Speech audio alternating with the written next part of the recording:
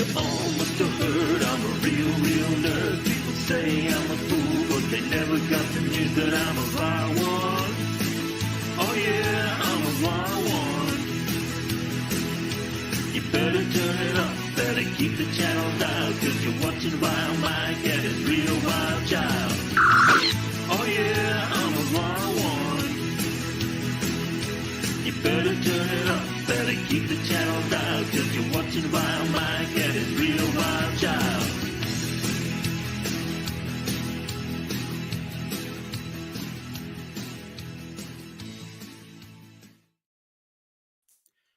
Howdy folks, it's Vilemike here, and I'm live from the game swap storage unit so I can post stuff while I'm on the live stream. Elihu's here, LDG's here too, but he had to take a phone call, so he's going to be silent for a while. How you doing, man? I'm here physically, not mentally. Decided to change my little avatar. So what's different about that?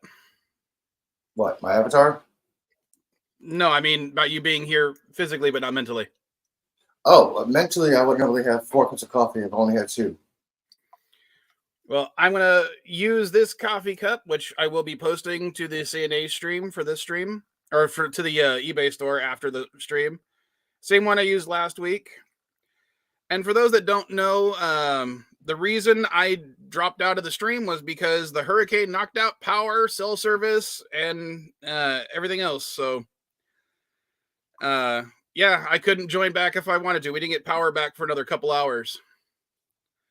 And just think, if LDD didn't end his stream, you would have been streaming. Well, I thought it was funny. I was like, I knew how long they kept streaming for after I left. I figured you guys would do it for like a few minutes and then end it on your own. But no, you guys went for another 40 fucking minutes. We actually got a word in. And the part that bugged me the most was, I've got my little Stream Elements bot. So I get my little Stream Elements report at the end of each stream. Mm-hmm. Right after I dropped out is when I hit peak viewership.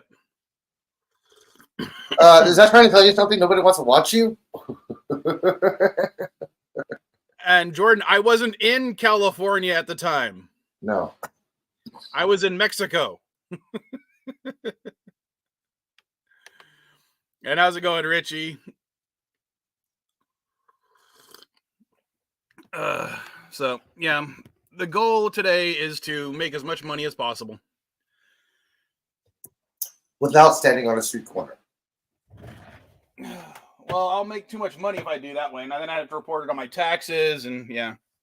Yeah, I know you make more money. It's like, keep your clothes on here. Bye. Oh, no. I never told you that I was once propositioned to be in porn films. I think you mentioned that once. Yeah, they wanted to pay me, I think it was $200 an hour for 5 hours of work where I would be tied up and have my feet spanked. Okay.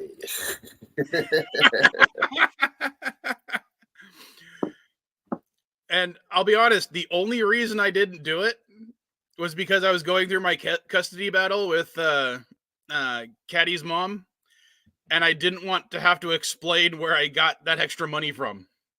Because they were, I had to, like every few months, I had to receive a, or I just put an income and expense declaration for child support.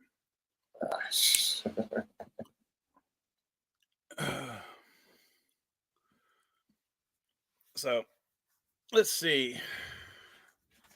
This was some stuff I pulled out earlier that I was going to try to take some pictures of that I haven't done yet. We got a little transformer. Ooh, a playful one. This, well, I'm going to have to look up to see what this guy's name is. He's supposed to be like an auto transformer. Turns into a little dog thing. All right, come on. No, do the thing. No, do the thing. I'm an object. He won't do the thing. Come on. He's supposed to have a little head launch thing where he opens his mouth. Am I hitting the wrong? Oh, yeah, I was hitting the wrong part.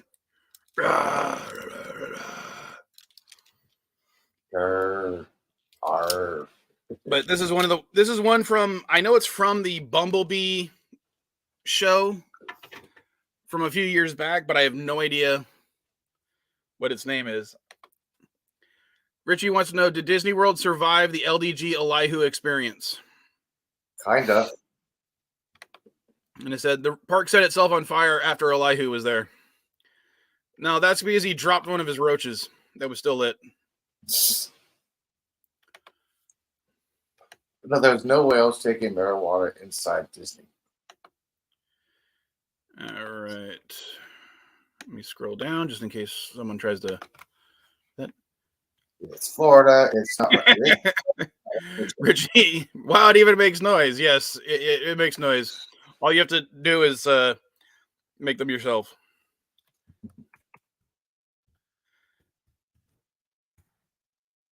Now, this is totally not plugged or pay sponsored. At least they're not doing it. But if you ever have a transformer that you found but you can't identify, this is the website I use to figure it out. And good morning, Dandelion. If you want to come on up, by all means. I think she liked the video of Space Mountain I posted. The Tron thing? No, the Space Mountain video. Yeah, I thought you said that was Tron because I thought that was Space Mountain. I posted a Tron video. I posted a quick snippet of the Tron poster, and I posted a POV of me on Space Mountain. So here, so you guys can see how I do it. Basically, they've got a whole list of things to, ID your figure.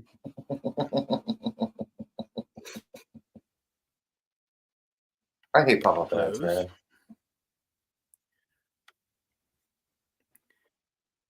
It was actually a phase 2 search. They're like, and I had if you find them, it's okay. Pop-up blocker. All right, I have if we're gonna try ad block. I have ad blocker okay. and pop-up blocker, and it still pops up when I do my weather thing. I hate that. Yeah, sometimes it does it for me, even though I've got a pop-up blocker. Or I got a pop-up blocker, but not an ad blocker right now because I didn't pay my subscription fees. Only for like the last 9 months or something. So they got a category for purple and pink figures. He's definitely purple as far as I can tell. He looks purple to me. And then stop it. So let's go here. And it says they got, cars, trucks, planes, military vehicles, beasts, trains, motorcycles, boats and seacraft, helicopters, futuristic, robots, in other words, without alternate forms, and miscellaneous. So to me, he's both a car and a beast. So I'm going to look under beasts first, though. And then it will literally show every single transformer that has purple. That's a beast. So you just go through the pages and you try to look for it. There's an easy way to do that. To identify a transformer? Yes, I know, but I figured this would be fun to look through. I know, but I can do it with one click. Why? What would you do though? Google Lens. Okay, what would you do? I would take a picture of the toy under Google Lens, but and I like there's so many different options that it's worse, man. I'm sure it does, but I like doing it this way. Okay, there's more than one way to figure out, people.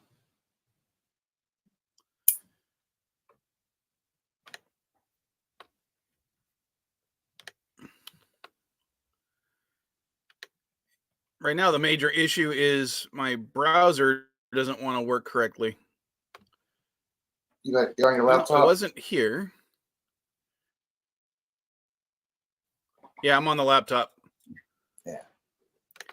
So let's try under the cars. Use your 2-finger scroll on the pad.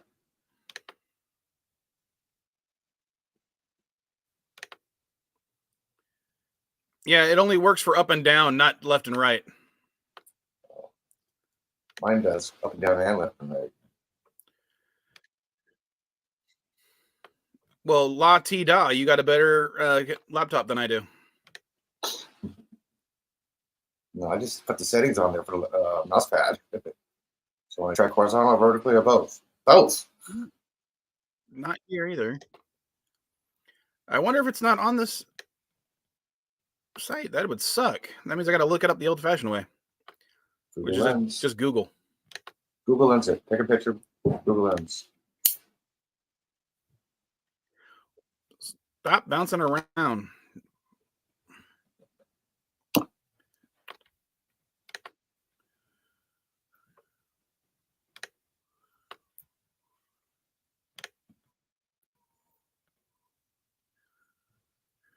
Oh, there he is.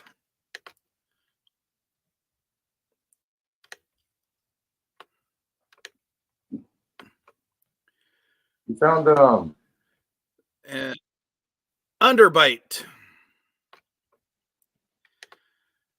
NRJ wants to know Elihu was lost. Who? Why would anyone try to find him? Also, hello there out there in YouTube. Well, because I rented an electric scooter from Disney and they needed to find me to find a scooter and get their property back.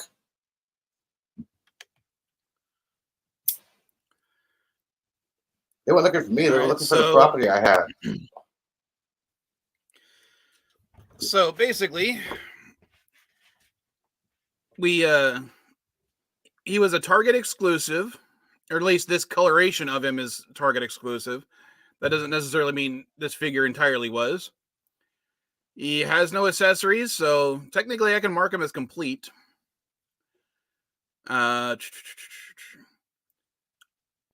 these are other versions of it. Legion class. Well, that's just a lie. It says this mold was never recolored. This figure was never remolded. The name Underbite was never reassigned. Even though it says this figure is available as part of a 6-pack exclusive to Target stores with Robots in Disguise, One Step, Optimus Prime, Grimlock, Sideswipe, Bumblebee, and Steeljaw. So this guy. Or no, not Steeljaw. Yeah, Steeljaw, I think, is the other one. Yeah, that's Underbite. So, and there's obviously another version that's got some green in there. So that kind of discounts the fact that it says it was never recolored. Maybe it's because it's the same character. But all right, now that I've done that, I'll take some pictures. Yeah. Black and white? No. I use full color. Ah. All my listings are full freaking color. No, you won't be able to see the pictures because I'm not going to turn the freaking camera around or the laptop around because I don't have the other camera, the wired camera for the laptop.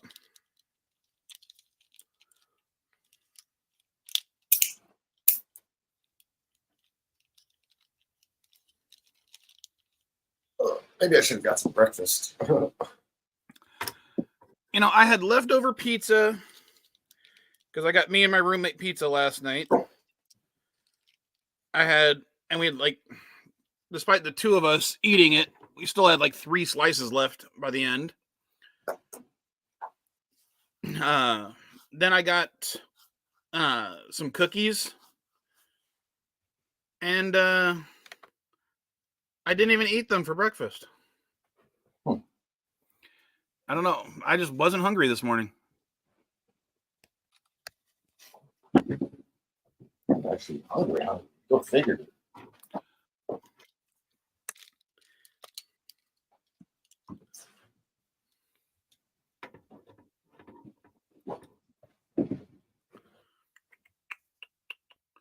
No, I'm gonna move you over.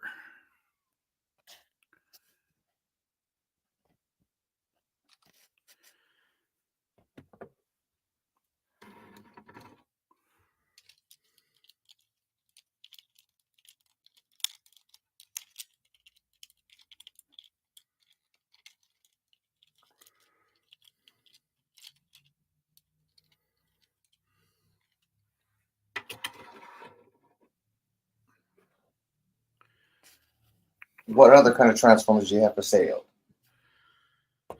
Oh, let's see.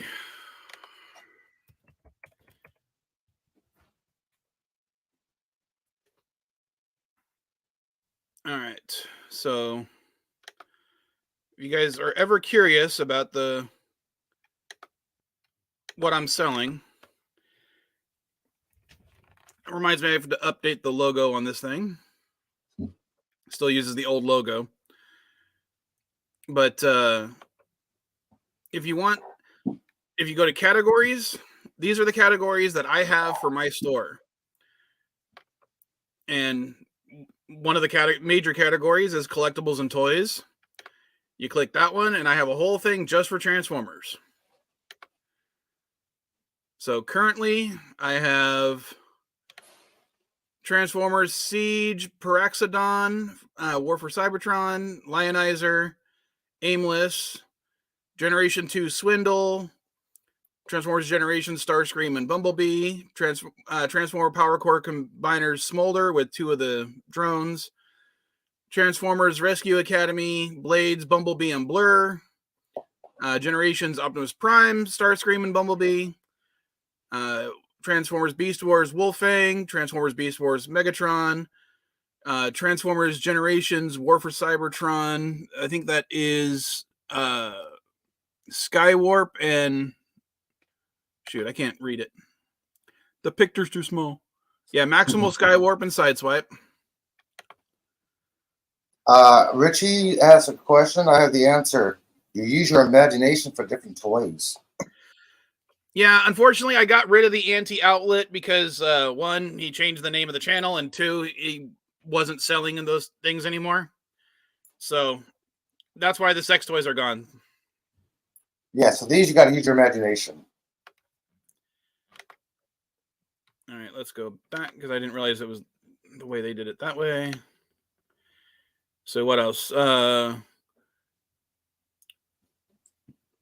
Transformer Generations Buzzsaw and Beast Wars Terrorsaur. So those are the Transformers I currently have. But I got a Star Trek category. You know, all the stuff that's Star Trek related, mostly books and movies. Should have. Oh, did I already sell it? Hey, I'm going to be back in about 15 minutes or so. I need something to eat. My stomach is rumbling. Oh, fuck. Did I not post it? I thought it was here. Hey, Mike, I'll be back in about 15 minutes or so. Alrighty. Hopefully, someone else will come up or LDG, would you wait normally does? Returns. Yeah, he'll do what he normally does. Start talking. Couple bird. Okay, I need food. All right, let's kill some time by playing this. More singing, more voices. Hail the Klingons, hoorah! Ejem tave deja I, ejam sotas gos vaskrar by tik, en pajaj la mojaj push, jaj keles molon michok chu. Ooh.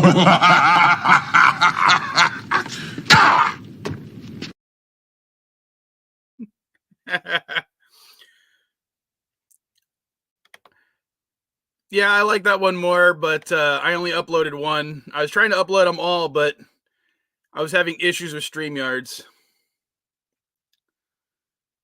I don't know why that's here. Why the... I gotta really go through this sometimes and check what I have, because these should not be in movies.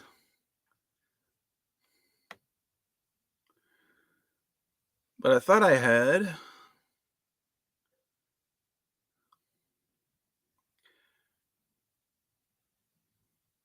Sorry, I'm just trying to...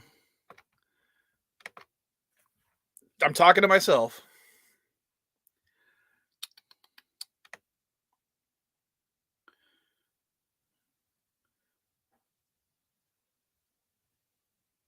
are you?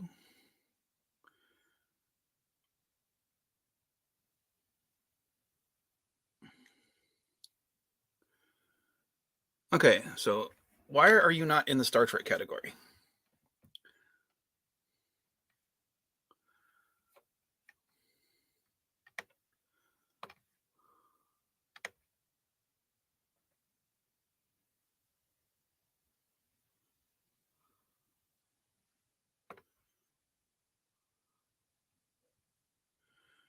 No.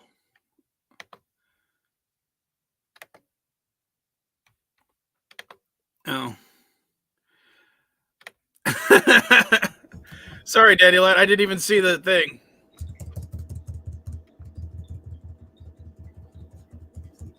Are you still Hello. cooking? Yeah, I am, but my kettle has boiled, so there won't be that noisiness. All right. Why won't you let me do it? God damn it.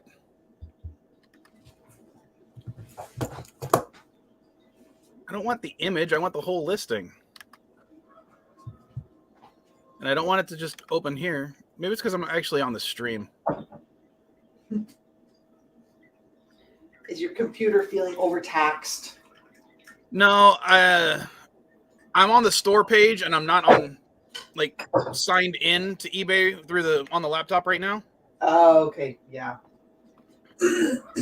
So Limited access. Pouring tea, just in case anyone wonders. oh well, if you were doing the other thing, the stream might do better or it might do worse. Who knows? Yeah, no, I'm not going to do that. And either assist or unassist your stream. I'm just going to pour tea. You're not gonna. So basically, what you're saying is you're not going to stream on my stream. That is correct.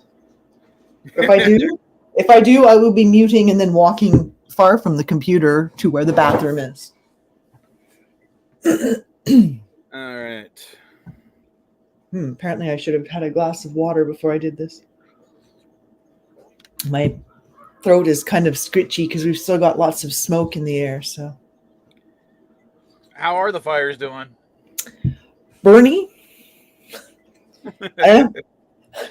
they seem to have somewhat. I don't know. Some of them seem to have done their worst, and now they've moved on.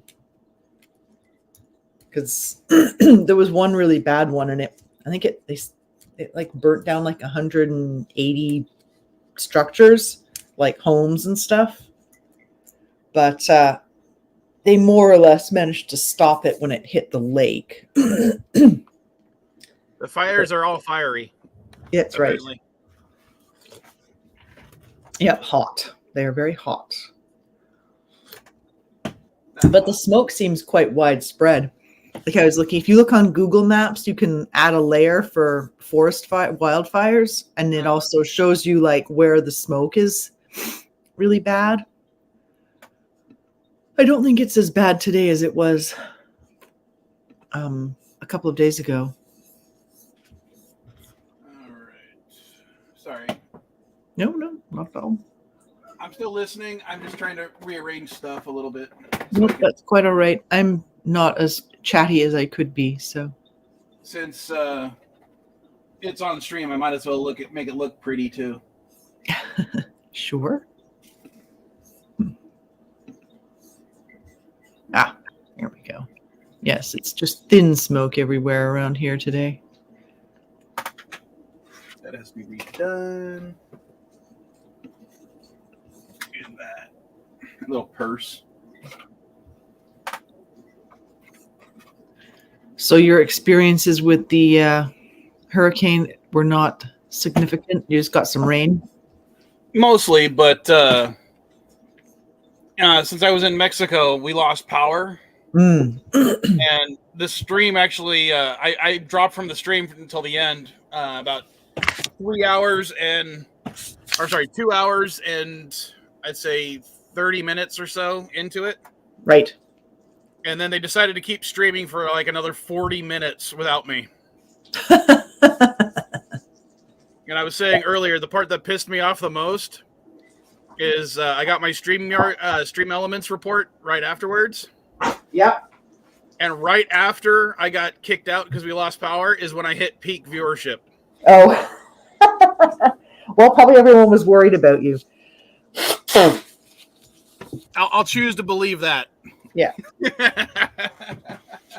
Well, actually, the hurricane actually wound up. Well, not the hurricane, but like the rainy remnants actually made it all the way up to where I was in a little further north in BC. But I was also a bit further east in BC, and it didn't hit here on the coast, but it did hit the interior, which I think is part of what helped with the forest fire. There's been a lot of communities that got burnt down, though. It's pretty crazy. I have a friend, his grandparents got evacuated, so they were living in his place for a while. I assume they've gone back home at this point.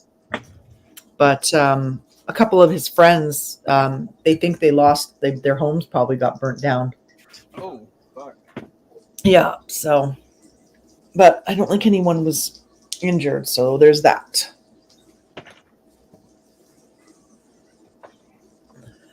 Sorry. No, not at all. Like I said, I'm sort of only half here right now because I'm still cooking breakfast. And yeah, Elihu told me, Bird. But thank you. Hopefully you guys enjoyed the Vilemike live stream. Yeah, I'm sorry I couldn't make it last week. Like I said, I was in the interior on holidays visiting with my family. Mm-hmm. Or with some families. Ugh. You know, I love stainless steel. Or not stainless steel, but cast iron. But my pancakes always stick to this damn pan. I mean, it's well seasoned. It's a good pan, but this particular pancake sticks every week. I'll have to wait for it to cook through a bit more so I can flip it more easily. Yeah. Well, probably they kept going on your stream because they hoped that you would return. Because every now and again you do just sort of disappear on your stream.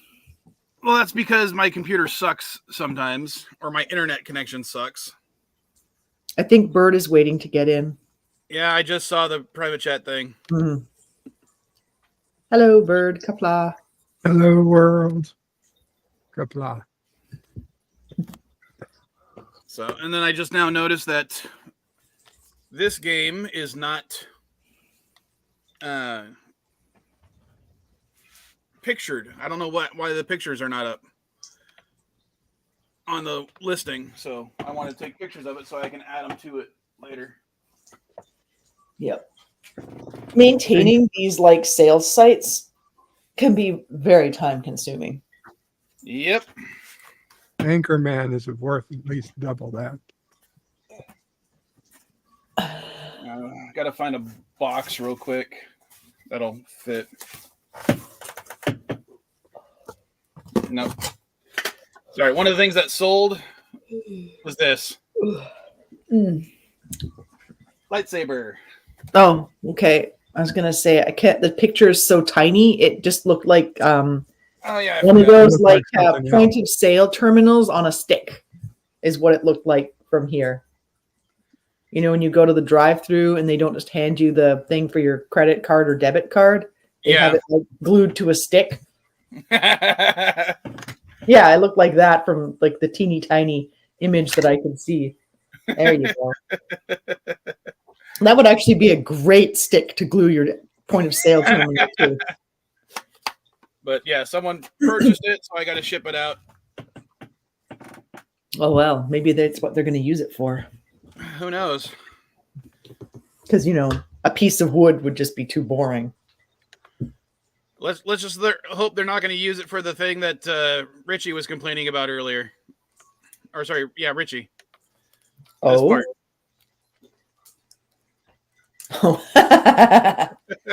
Well, enough lube, I guess it'd be okay. I'm not going to kink shame anyone. It's collapsible, so wouldn't it just... I'm not going to kink shame anyone. True. That's not who I am. You be kinky as much as you like. If you want to use that retractable lightsaber as a sex toy, you go right ahead. Just use lube and, sterilize it first Definitely. and after. Before, after, during. No, not during. That seems overkillish. Well, okay, there's certain circumstances in which you might want to sterilize it during, but we probably don't want to get into that. Maybe on a different Twitch kind of only stream. live stream, because if I get Yeah. Twitch, I don't care. Yeah. And yes, if you don't know, you can watch this live stream on Twitch. I never watch things on Twitch. There's just too many places to watch things. Somebody was like chastising me yesterday for not having Facebook because they sent me something that they'd seen on Facebook they thought was funny. And I'm like, I can't watch it. It's on Facebook. They're like, son of a bitch. But I'm like, I don't really enjoy the social medias that much. So I'm not getting more of them than I already have. Question for y'all. Should I keep this as a bandana even though you wouldn't be able to see that? Or should I just put it on the store? But do you enjoy wearing it as a bandana? I've never worn it as a bandana. No. You Well, wear bandanas. If it makes you feel cool to have it as a bandana. That's the problem. Yeah, but it might make you just feel cool to have it as a bandana. Otherwise, I suppose you could stitch it onto the back of your motorcycle jacket or something. Oh yeah, I don't. If I buy another, if I could talk, my stepmom said if I ever bought another motorcycle, she would kill me. You don't have to have a motorcycle to wear a motorcycle jacket. You could also put it on the back of your 80s trending jean jacket. Nah. Or as we call them up here, the Canadian tuxedo. Now I'll probably post it onto the store, but I got to figure out a way to take pictures of it without it being an issue. Like this, I want to post to the store. This is Micro Machines playset from the. I'm going to mute for a second because I'm making a whole bunch of noise trying to extract my pancake from the pancake pan. Mm-hmm. Greetings, Random Menace. But yeah, this is just a little, not so little Micro Machines playset. But the problem is, it opens up into a fairly large Micro Machines playset that is too large for my photo area. So, and now see if I can close it back up. Oh, I already lost the bridge. Well, Shatner, Kirk's dead again. I dropped a bridge.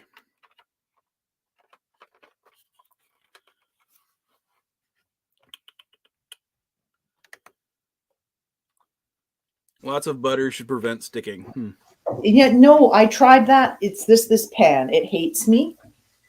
And it's partly because I put frozen blueberries into the pancake, and those always end up sticking to the cast iron. Okay. It's a really well-seasoned pan. It shouldn't stick, but it just does. I'm going to be honest with you, Dandelion. I'm glad your mind went there first, because when I saw that comment, I thought I was talking about the lightsaber again.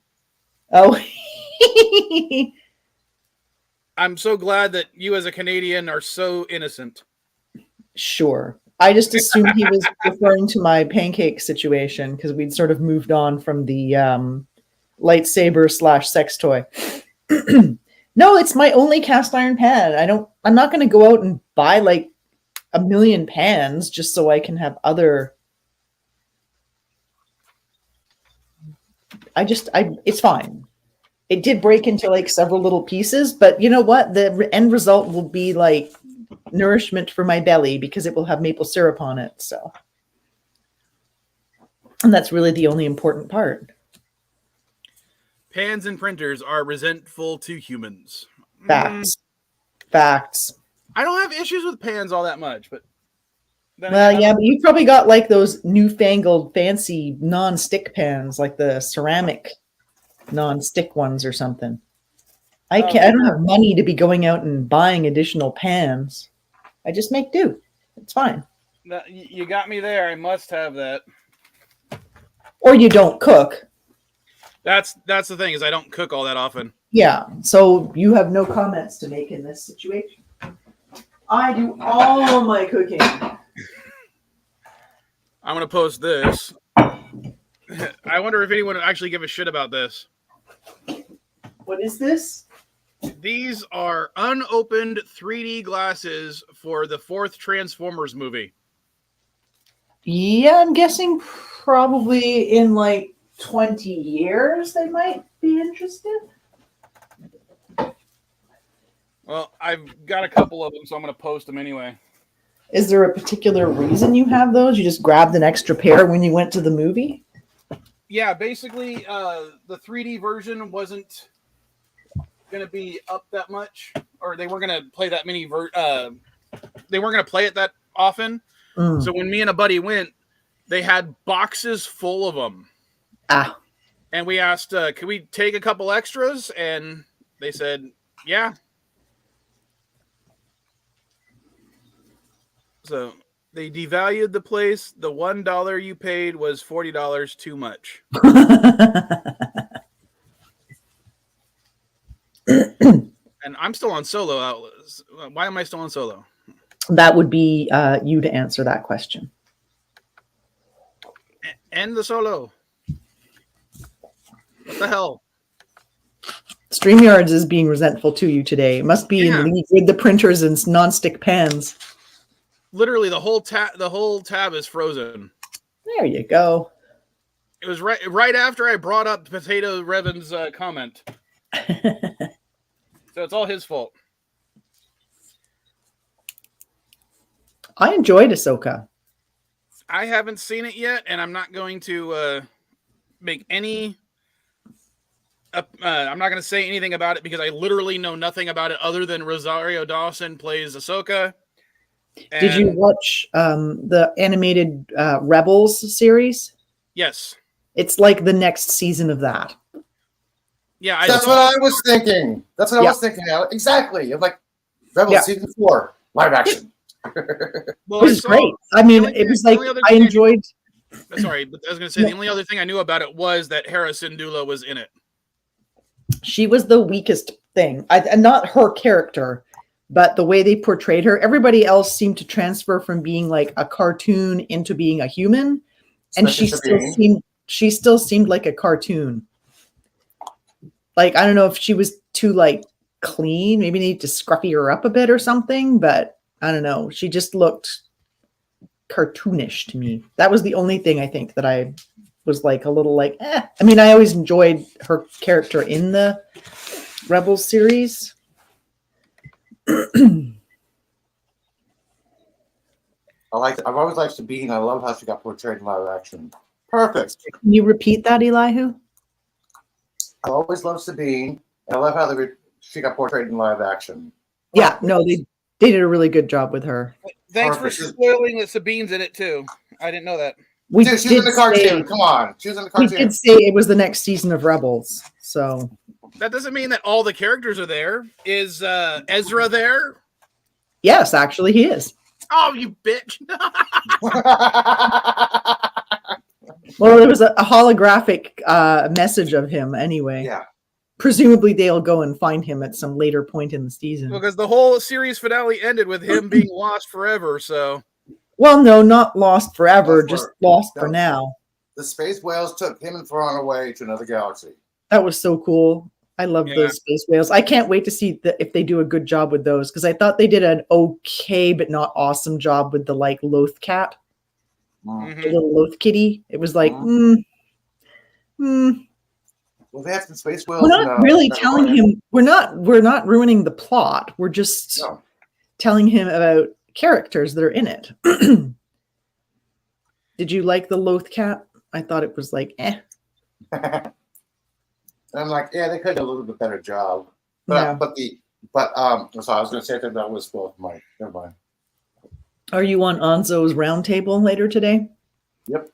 No, that's nice. Nobody invited me. That's okay. I don't actually want to go on it just because then I'd have to commit to like hours and hours of YouTube on a Sunday. Yeah, I got a text message last night. It's like, we're ready for round table in half an hour. I'm like, wait, Sunday. I'm not home. Come on. Yeah. And you got a box. You got a box. Yeah, I was gonna say, can one of my mods take care of that? I can't do it from here. Here, I can do it. Hey, it's not here. It's in Twitch. Oh, it's on Twitch. Yeah. Fudge. Hold on. Oh man. Sorry. Hey, it's Mr. TikTok. You AC's fixed. So I heard you guys did good. You guys are talking about I can't stay on too long. I ain't feeling the best today. No, that's unfortunate. I hope you feel better soon. Yeah, me too, because it's Did you been pick up a bug, or is it just like weather related? I know it's hot in a lot of places. well, my AC broke on Tuesday, so it was about 80 degrees in the house in the morning. About 88 by the time we left the house. I was barely coherent. Yeah, I totally get that. So I went to the hotel. We went to the hotel. Woke up the next morning still feeling like crap. Took my medications. Also took my injection. Which, by the way, it would have been nice for someone to, maybe one of the doctors or pharmacists, tell me, hey, you'll be less nauseated taking your injections if you let it get to room temperature first. I'm like, gee, I had to have my mom tell me that. Oh, well, there you go. So I'm going to find that out on Thursday. Even if room temperature is 88 degrees? No, nothing like that. But yeah, so I've been nauseated since then. So I think I got some bad heat exhaustion from it. And it's just, unfortunately, with my health, it takes me longer to heal up than I used to. But anyway, I'm still here. So Stick your feet in like a cool dish, like a cool bucket of water. That actually is very helpful to like cool your extremities. It helps cool all of you, but slowly because it's your feet. So it takes a while for the blood to circulate. So yeah, by the way, it's kind of hard to spoil Ahsoka for anyone. Well, I haven't seen it yet, so. Well, it's only 2 episodes in. So. Yeah, it's 2 episodes in, and here's the thing. You might as well go ahead and start watching Rebels and Clone Wars. Clone Wars I think you could skip Clone Wars. I think you can skip Clone Wars, except for like, hold on. Season, oh God, it was the one right before they brought it back. The really short. Would it have to be 6? Season 6? Yeah, I'd watch season 6 of Clone Wars because it kind of explains where some of the stuff that happens in Rebels comes from. Right. And then Star Wars Rebels. But that's all you really need to watch. You don't need to watch Solo because that was a shitty ass movie. And I didn't say Solo. I said for Ahsoka, you have to go back to the Clone Wars and watch the Ahsoka storylines. They've already got a freaking diagram out of every episode Ahsoka was in Clone Wars and Rebels. If anybody just wants to go to those. Here's the thing that really annoyed me because I've been thinking about this one after watching the second episode. And I said something looks familiar. Something looks fucking wrong here. And it finally dawned on me this morning. I just put it up. And I'm not spoiling anything here, but the end of the second episode is literally the end of the epilogue from Rebels. And here's the picture. He didn't get the outfits right. Well, I think it was supposed to like be very similar, but they weren't like trying to be exactly the same. Well, it was pretty blatantly obvious. It was. Well, yeah, it was obvious, but it was also like they weren't like trying to be like exactly precise. So basically what they did was they basically said, oh, hey, everything you just saw in those 2 episodes, yeah, that's what was going on during the epilogue at the end of Rebels. And, oh, now we're going to pick up where the epilogue stopped. You know what I thought it might be, though, because it was a little different? It's sort of like a repeat of that same thing. It's not exactly the same because, like, it doesn't talk about Sabine having gone and done Jedi training at all, right? When you go to the epilogue. So I'm assuming that the one at the end of the show was when she first goes and does some Jedi training, and then they split up. And so it's like a second take, like a try again on that. And so it's very similar, but it's not exactly identical to that because it's not the same point in time. I've actually already had this debate with someone else. I can't even remember who it was.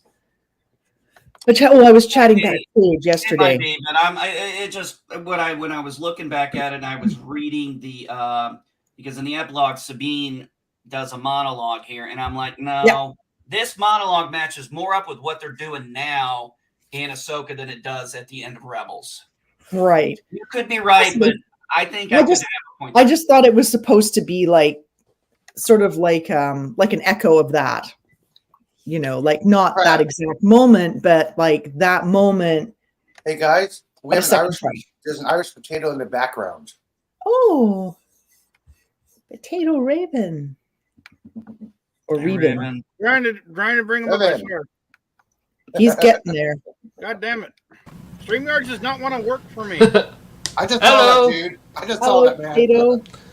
So, Dave Filoni basically said everything that we've seen up until now, like Mandalorian, Book of Boba Fett, and the first 2 episodes of Ahsoka are all prequel, like leading up to the last image we saw in Rebels was actually meant to be the last image in episode 2 of Ahsoka. Okay, so it is the same point in time. Cool. Yeah. All right.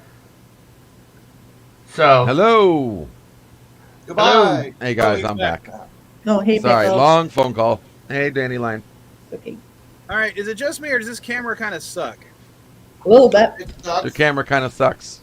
It looks like something pissed on your face. You got like this. It looks like yellow. you're streaming from 2003.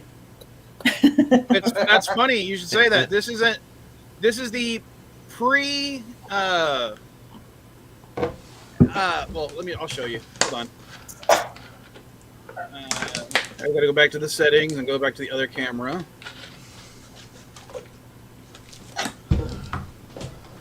All right. I was testing. That's much better. Shiny. Ah. I was testing this. Oh God, haven't seen one of them in years. Well, this is the Microsoft Xbox 360 camera before they made the Kinect. Kinect. Thank you. Isn't that before the invention of the word megapixel? Mm-hmm. Something like that. It's like And I wanted to 640 by see if it 480. And yes, it does work,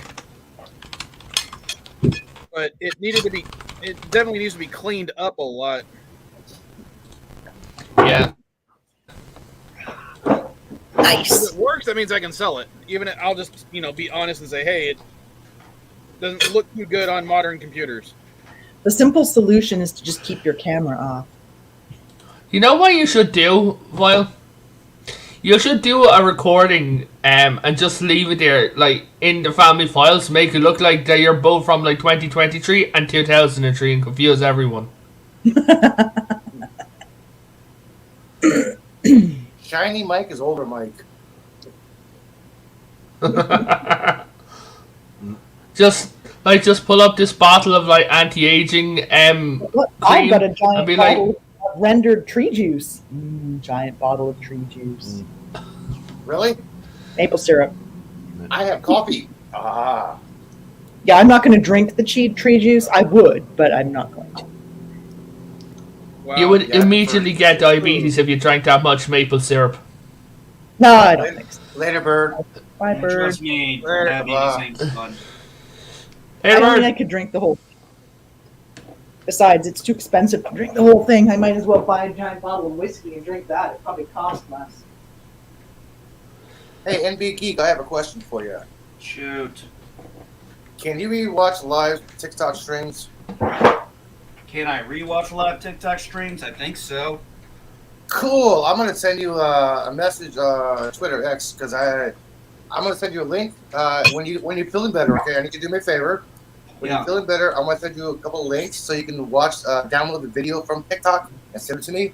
Because when I was dealing with manatees, the boss was live streaming on TikTok on the site, and they have like about 98,000 followers, like 4 million impressions, something like that. It's like they're a big site in Florida, so I'm like, yeah. There's like several thousand people watching this. Yeah, I can take a look at it, bud. Cool, thank you. I'll do that later. Okay. Just when you feel better, man. Thank you. I don't know. Maybe I gotta lower this down a little bit. I literally just got an email. It's a spam email. And I'm going to see if you guys can see that. Nope. No. Cooking professionally. Irish potato soup. Wow. Google What is the hell? listening. I'm coming. Google is listening. Crap. Your head is very shiny. It's many lumens bright. I said Irish potato, now you got to rust. Okay, Google, shut up.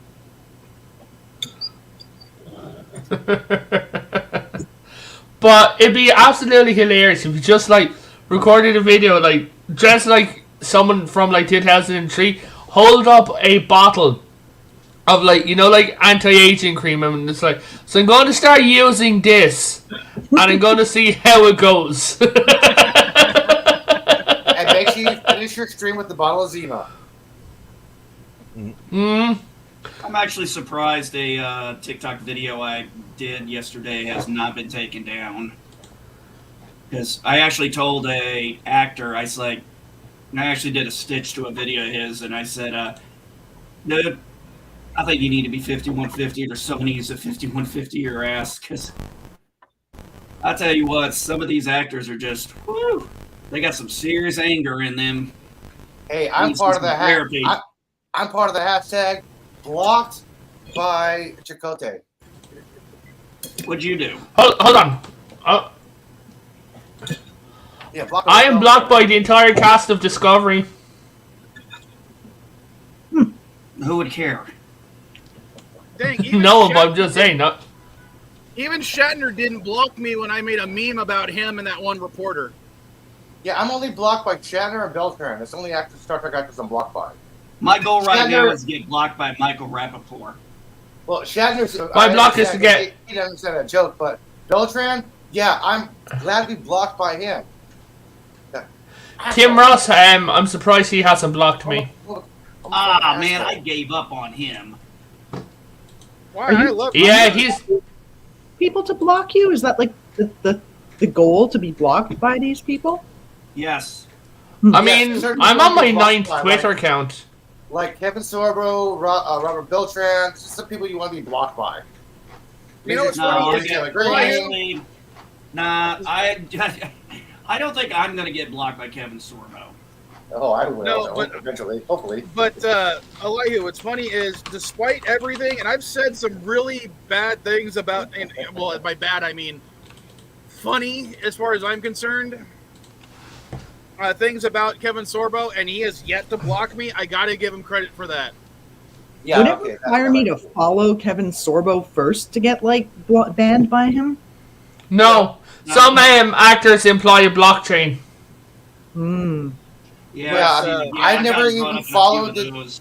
Yeah, for some reason I got blocked by the GOP. I'm like, hey, okay, no problem. And the NRA, like, hey, okay, no problem. Somehow I couldn't get Brie Larson to block me.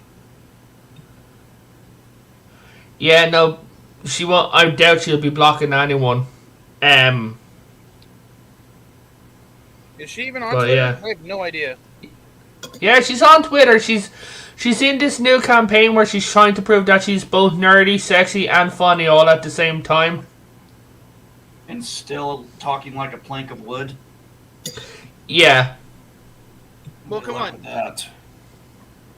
Even if you hate her acting, you got to admit she's hot. No, actually, I think she has a very ugly face. Really? Yes, I think she has a very... Listen, Her head's very square. I mean, I'll even admit people I don't like are hot, just because, you know, finding someone attractive does not mean you or find them, you're like physically attractive doesn't mean you find them attractive in every other way. Well, Yeah, yeah, I you understand find that. Roseanne I Barr don't find her attractive physically despite attractive. I don't even find her physically attractive. Yeah, it's just Roseanne Barr in his wet dreams, that's all. No, Roseanne Barr, you know.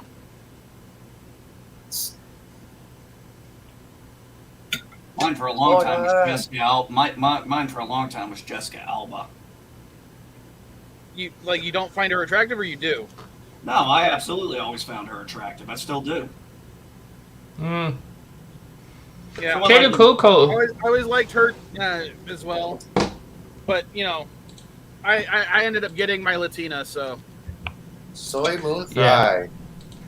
No, but Kaylee Cuoco's like, she's nice. Drew Barrymore's aged very well. She's funny. She's funny on she's on her TikTok clips and Instagrams. She's hilarious. Well, it's like she's stoned and shrooming, but she's sober. Like, this is true. This is funny as shit. Yeah, I agree with you, Brandon Menace. I don't think Captain Marvel was really that bad. I think it just got a lot of hate because of Brie Larson. This is a smile comment. Well, I'll put it as I think it's one of the 3 MCU movies from the Infinity Saga. It's one of those ones that can be taken out and you miss nothing. This said she needed to smile more. You look at the comments on the cartoon, she barely smiles in either of them. So what's the big deal? What? Captain Marvel. She said, yeah, Brie needs to smile more. Really? Read the comics. Watch the cartoons. Captain Marvel does not smile. Depends on which Captain Marvel. She dated Spider-Man. I hope she doesn't do that in the MCU, because this Spider-Man in this MCU is really young for her. I know. I'm making a joke there. Okay. Because remember, he's actually older than her in the comic books. Yeah. Yeah, that would be okay then. But it seems like he's older than this version of Captain Marvel. Mm-hmm. So the 3 movies I could say that I would say you could take out of the MCU and really lose nothing is Incredible Hulk with Ed Norton, even though I very much like that one. Mm-hmm. Captain Marvel and Black Panther. And the reason why Iron Man too. The reason why I say those 3 is they really don't add anything to the whole Infinity Saga. Black Panther was already kind of pretty much. But they do the flesh out the universe. The need for the movie, and Captain Marvel really was a placeholder that just. It was a prequel, interquel. It just really wasn't needed. From what I heard, actually, Black Panther was needed because it established the location and the final battle with Thanos. No, because that was the final battle of Thanos. No, because that was on the Titan homeworld. No, I'm talking about the first movie. The Battle of you Titan. still didn't need the first movie, I don't believe. We already knew there was technologically advanced and superior in the Civil War movie. My question is, if they're bringing in the mutants, that means they're going to have to bring in Latveria, because they're also bringing in Fantastic Four. So now you'd have to ask yourself, where was Latveria during the Infinity Arc, and where were the mutants? Well, I think that's the whole point of this. Well, that's the thing, too. This whole new phase they've been doing. I mean, if you look at the original phases, as I said, now, I'm just saying, personally, I could take those 3 movies out. I'm not saying you have to.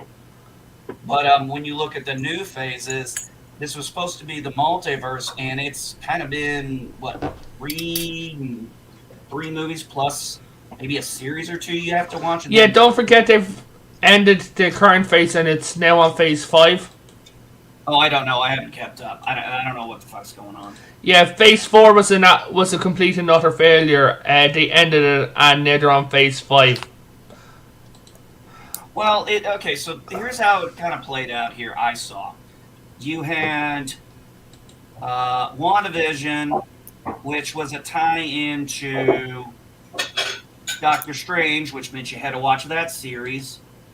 You also have to watch Loki, I guess, to know what's Hold going on, MB. I disagree. Watching WandaVision makes, or if you didn't watch WandaVision, it would made Doctor Strange 2 better. I didn't watch WandaVision, and I kind of enjoyed Doctor Strange 2. I know LDG might agree with that because he hates WandaVision, but I loved WandaVision. And because I loved WandaVision, I hated Doctor Strange 2. No, it's not about whether I liked it or not. It's the fact that you had to go to a TV series to get the full story of the movie. Then you had, Hawkeye, which was basically supposed to be a tie-in to Echo, if that's ever coming out, which is supposed to be a tie-in to the next Daredevil show. And then She-Hulk was, I don't know what the hell She-Hulk was. I swear to God, I think they just did that I think they did that as a troll show. I really think it was a troll show. I think a lot of their plans kind of went sideways because of COVID. And that's not an excuse, but I think a lot of the stuff they had intended Yeah. never really came to full fruition. So it's probably good that they've just gone, you know what, let's just kind of start fresh with, you know, a new storyline. I think a lot of their It was actually a mismanagement of funds because the production teams. Elias, shut up. No. Potato wanted to talk next. I agree with you, Dandelion, but I want to add that the other thing that I think fucked up the MCU was Disney Plus existing. Because they felt the need to put so much onto Disney Plus. Plus, with COVID happening, that's what fucked everything up for Phase 4. Yeah. The fact that they were willing to go on to Disney Plus so fast with stuff, or just straight to Disney Plus. I mean, Captain America and the Winter Soldier, or Captain Falcon, or whatever you want to call him, that should have been a movie. Yeah.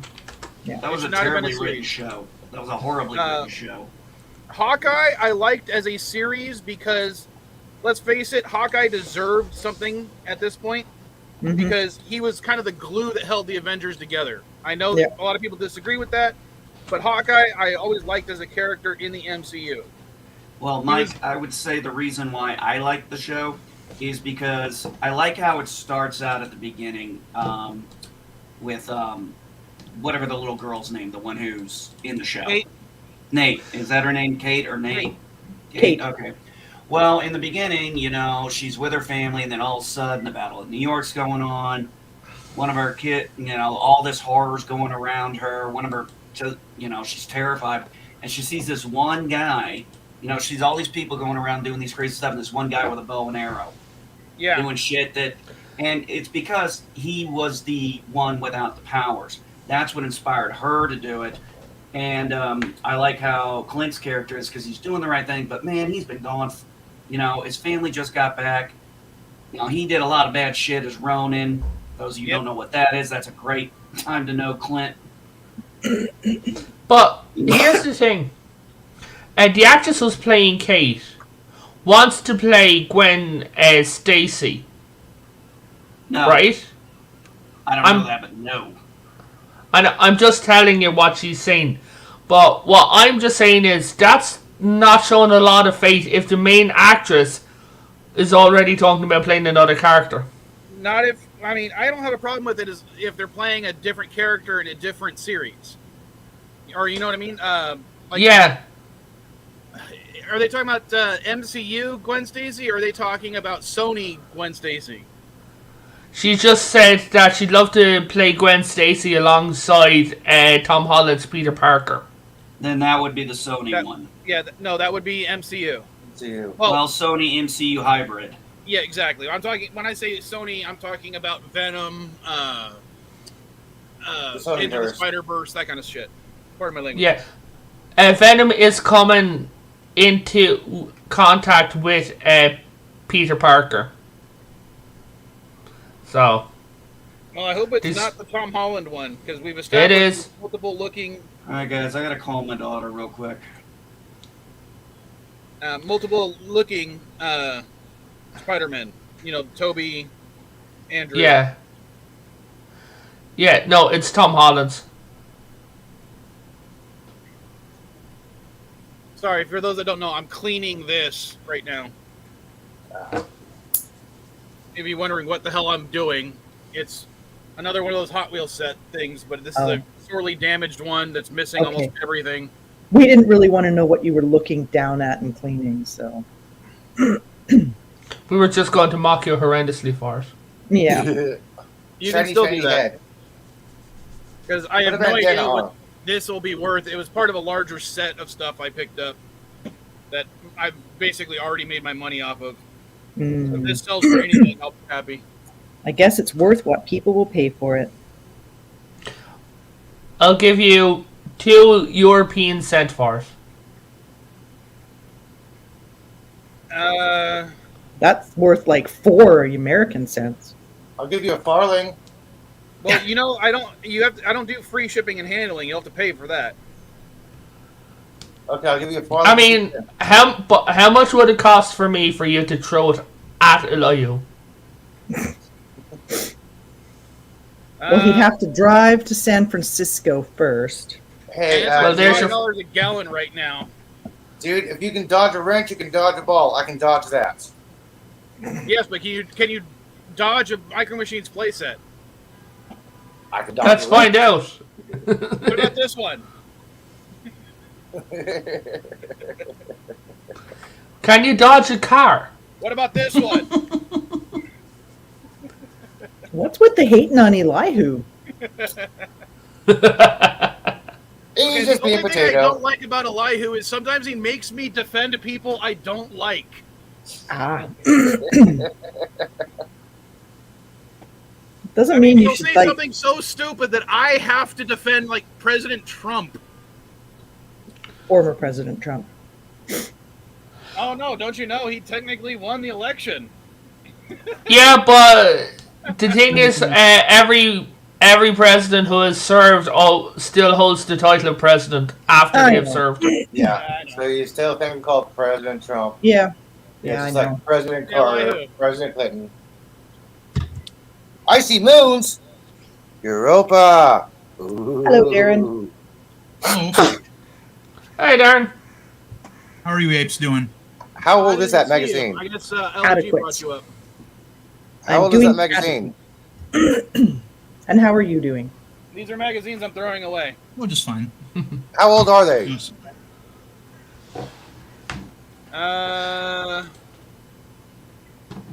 March, April 2003, and April 2003.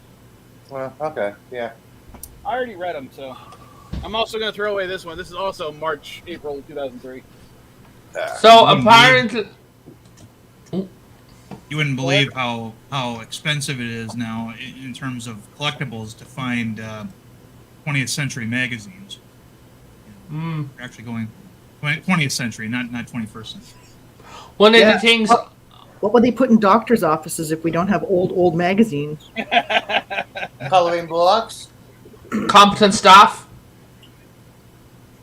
free samples. Hey, that. Good to Hey, see you. All right, I'm turning my volume down because Potato Revan is way too fucking loud. Yeah, I had to do the same thing too. Actually, no, Sorry. everybody seems really loud. Fucking That better? That's because No, he I has already- his I freaking already audio turned it down. set to maximum. Fucking Anthony. Dear Lord. All right, I fixed it. Hey, what was the name of that magazine we used to get at the comic book shops? The ones that did like the price guide, and then also Wizard. Yes, Wizard. I wasn't 100% Playboy? sure if it was Wizard. No, Wizard was a cheap imitation of the Overstreet's pricing guide. Shut up. No, the Overstreet Pricing Guide was something I believe that came out yearly, whereas Wizard was a monthly publication. It Okay. had as a feature in the back a Okay. price guide, which For was those very that don't incomplete. know, my last name is Overstreet. And one of the other great things about it was they would always have those theories of who would be the best person to play this character in a comic book movie. And I still wish I had the one where they were doing the X-Men and they had Patrick Stewart as Professor X. I mean, they did that like twice a year. I mean, it was kind of weird. It was like a rotating article. But, here's that was, of something course, you might back when we like. didn't get a lot of. Yeah, that's old. Oh, this is new. Well, that's But- Christopher. Okay, yeah, so it's a commemorative. But no, they used to do that all the time with in Wizard. It was sort of one of the rotating things. And back then, we could only imagine what it was like to have so many superhero based movies. But now, of course, it's a different story. We're like, oh, they're turning that into a comic. No, they'll ruin it. You know? Later, Revan. Yeah, that is. Well, unfortunately, I think I'm going to head out too. I got to head out for a hike. The day wears on, and it's supposed to be Canadian warm here today. So, Oh, Okay. yeah, 68. Okay, 67, 68. Gotcha.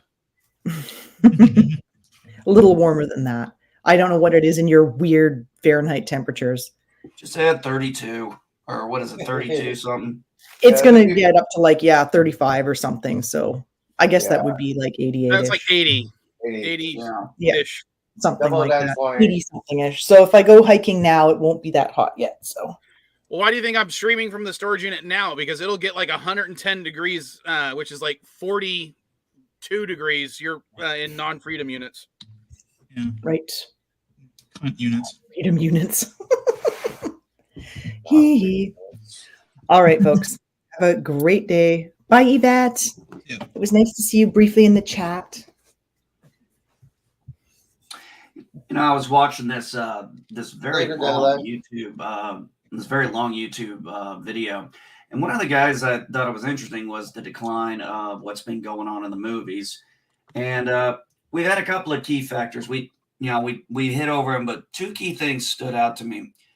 One was the oversaturation of the blockbuster market, and we all remember the blockbuster market when it was like, there was that 1 or 2, maybe 3 big movies. Those were the ones everybody was waiting to go see.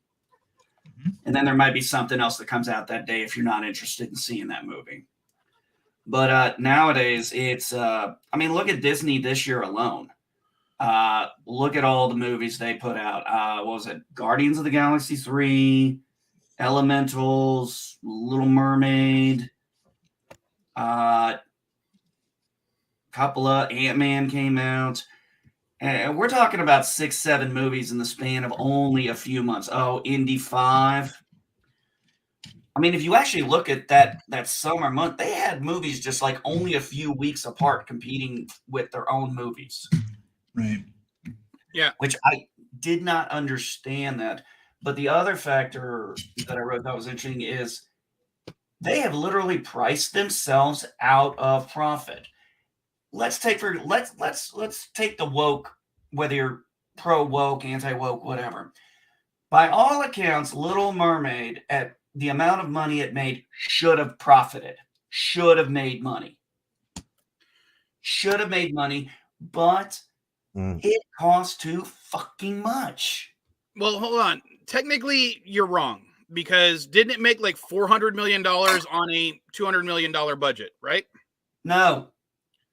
$250 million budget plus $130 million in marketing. Plus, we know that That's ticket where I was sales gonna in tell America, You beat ticket me sales to in it. America, they get about 50-60%, and it's about 30 to 40 overseas market. I've done the math. Right. You beat me to it, because I was going to say the marketing is what killed that movie. Okay, so it made in just ticket sales and everything, $568 million with a budget of $250 million and a advertising budget of $150 million.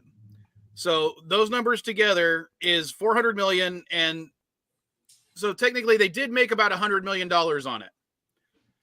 So no, because you still have to factor in the movie had to make the standard rule is 2.5 to 3 times your budget to break even. That's what they're saying about Guardians of the Galaxy. It barely broke even and made a little bit of a profit. And there's actually been stories now, if you didn't know, it looks like Doctor Strange 2 actually was a loss. Yeah. Now, I would agree with you there, but there's one thing that these things don't factor into, and that's ancillary sales. Yeah. Here, Charlene. Films like Guardians of the Galaxy, Little Mermaid, they're not just movies. They have toys, they have comic books, they have action figures, they have lunch boxes, they have comic books are never factored into the price of a movie or the marketing or anything. And the toys, you point to a best-selling Guardians of the Galaxy toy. I mean, it's not.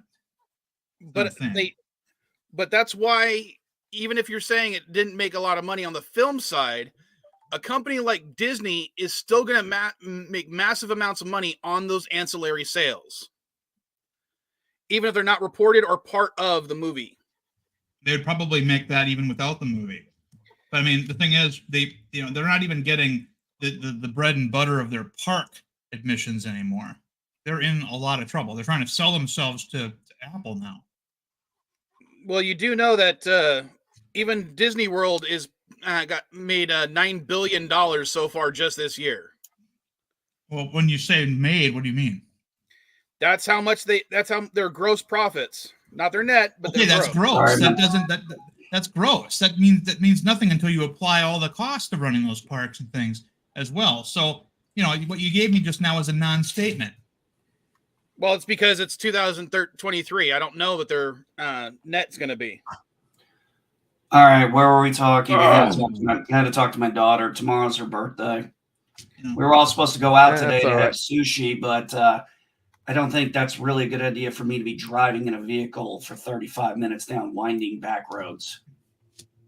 The missus can't drive? I can't actually be in the vehicle. Literally, I've had times where we tried that when it's like this. But basically, I finally figured out why my wife will never get on a boat with me. Because I've seen my wife when she is motion sick. And she's looked at me. She already looked at me. She's like, "You look like shit." When my wife's telling me that, I'm like, "Okay, I know I'm fucking." But anyway, what were you guys talking? Where was the conversation going there? Disney profits, net profits for. Well, I'm not just talking Disney either. We're talking the entire studios. Look at Paramount, Sony. You know what's funny here? There's a surprise here, and that is that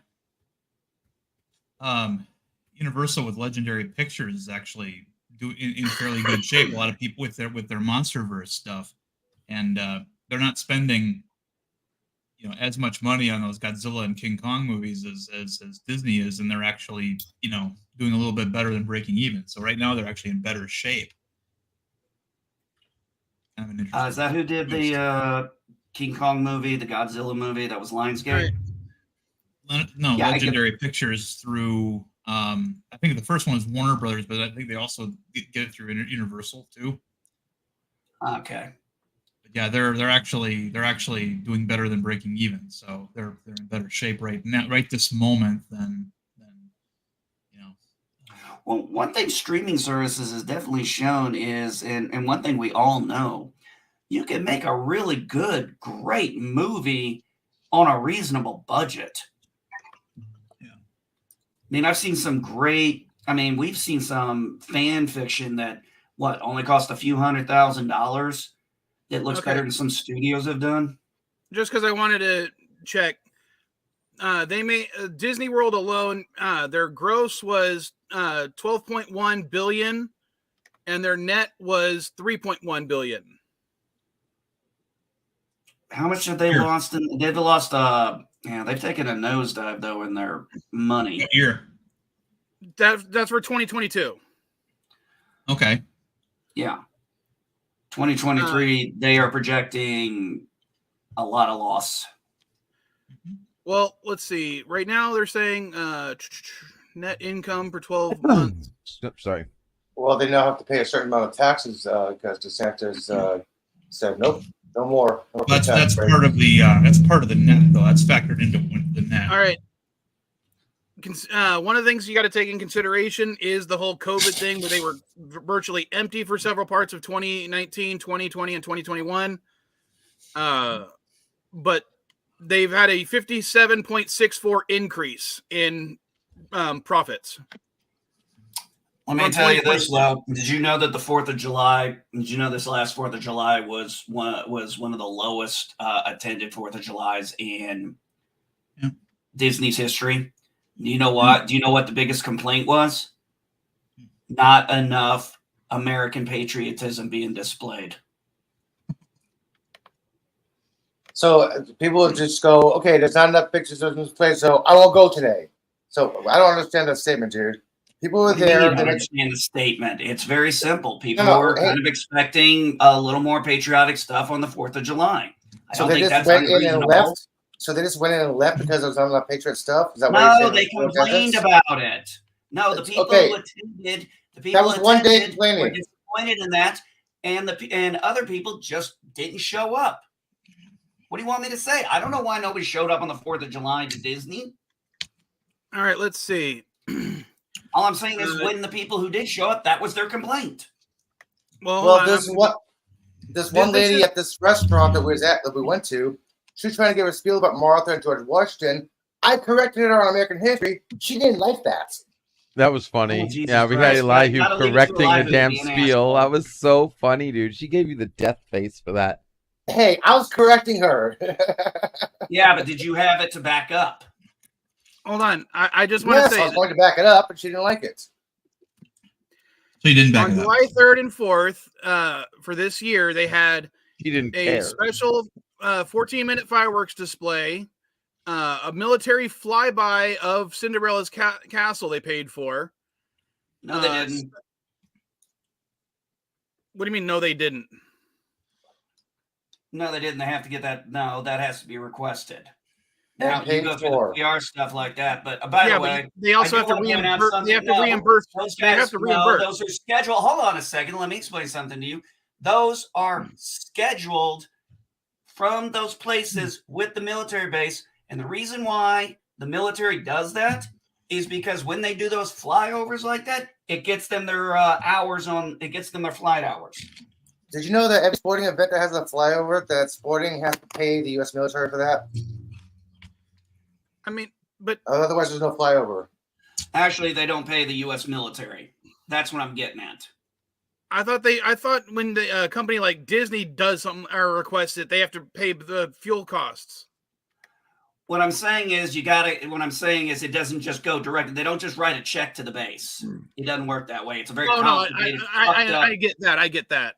What I'm saying is they're actually paying the Department of Defense, or they're paying the Department of Defense. Department of Defense decides where the money goes in the ether. You know, it's like our budget.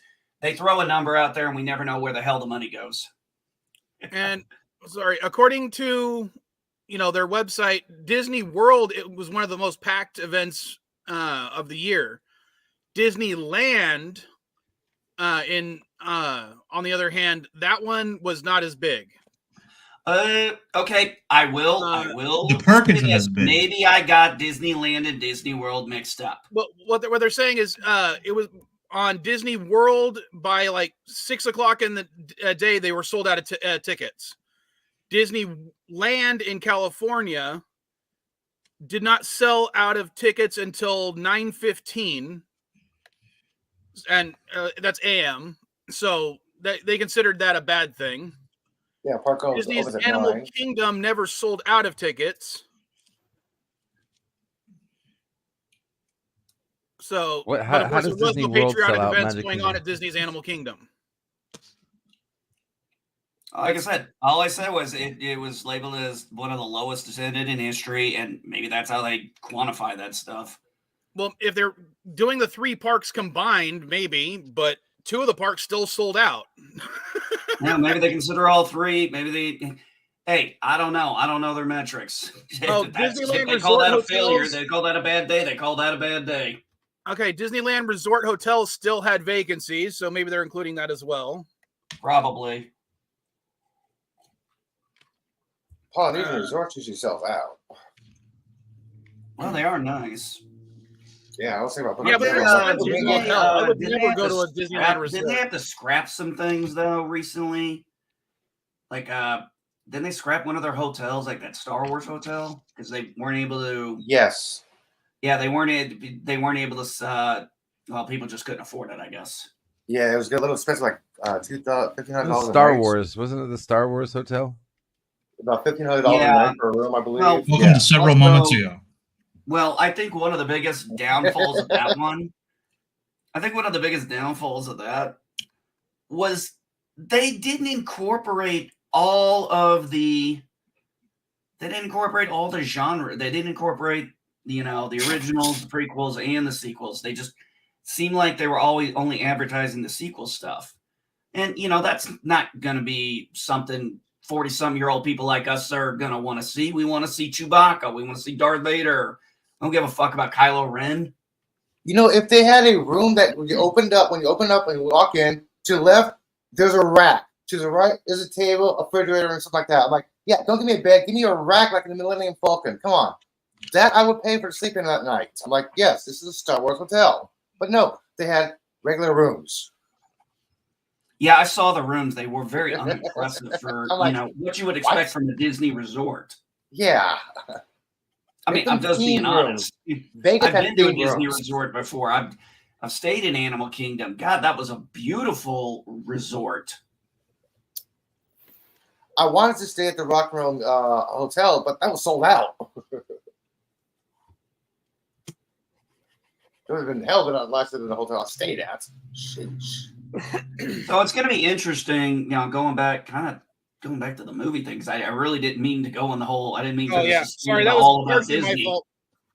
Well, I didn't mean for it all spin into Disney, but I understand Disney's. Well, they are kind of the big punching bag in a lot of this. But all I'm saying is Disney's gonna be fine, considering it's not just a theater or a movie production place anymore. They're a whole segment of our industry, pretty much. Oh, I'm not saying. Okay, look, I'm not one of those people who thinks Disney is going to go under. Okay, I don't think that's going to happen. I do think Disney, is obviously, and you can't tell me they're not reevaluating what they've been doing the last few years and saying, okay, this hasn't worked, this has worked.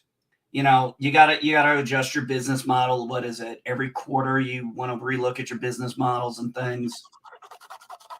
Well, you got to also factor in that when they bought Lucasfilm and Marvel, they didn't exactly have that cash lying around. They had to, borrow from investors. Well, borrow, and so they're probably having to pay on that as well. And when the marquee isn't justifying it anymore, especially on the Marvel side, they haven't really had anything great since Endgame in terms of overall, ticket sales. I'd say Spider-Man No Way Home. Well, yeah, but that's a Sony movie. That is true. It is a Sony movie. That is correct. You are correct there. It is a Sony movie. But, it's... there's just too much. I mean, the guy hit it really good. He goes, you look at what ticket prices cost. You look at what concessions cost. If you're like me, where I live, you have to factor in how much in gas it's going to cost you to drive there, because my nearest theater is 30 miles away from me. Well, it is. My nearest theater is 30 miles away. So I have to factor in all those things, including 60 miles worth of gas. Yeah. I can't do that 5-6 times a month. I don't even do that 5-6 times a year.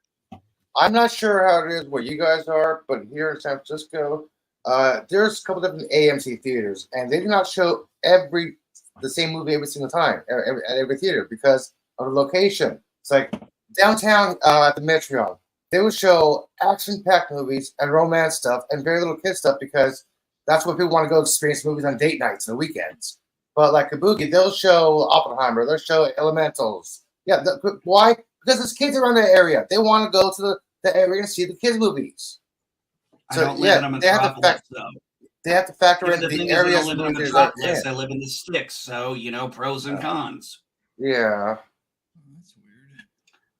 Yeah, Darren, are you having camera issues? Yeah. I'm having OBS issues. It's weird. Yeah, very strange. You're rarely seeing adult movie at Stone Town Mall. So who do you think has the?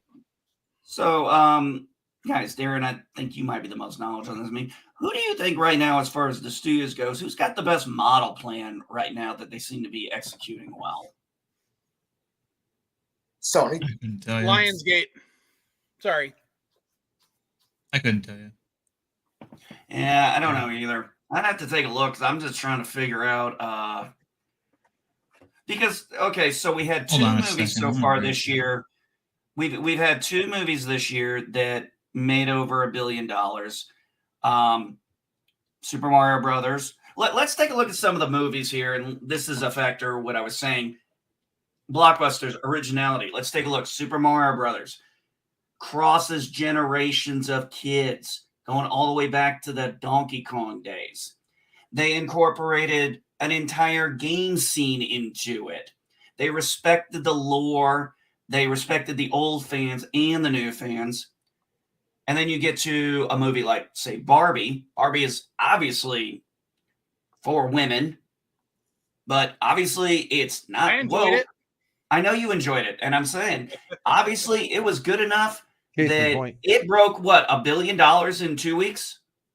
I think it was 2 weeks. And then, on top of that, it came out the same day Oppenheimer did, and Oppenheimer didn't lose money because of it. And what is Oppenheimer for? Dudes like me who want to watch those kind of things.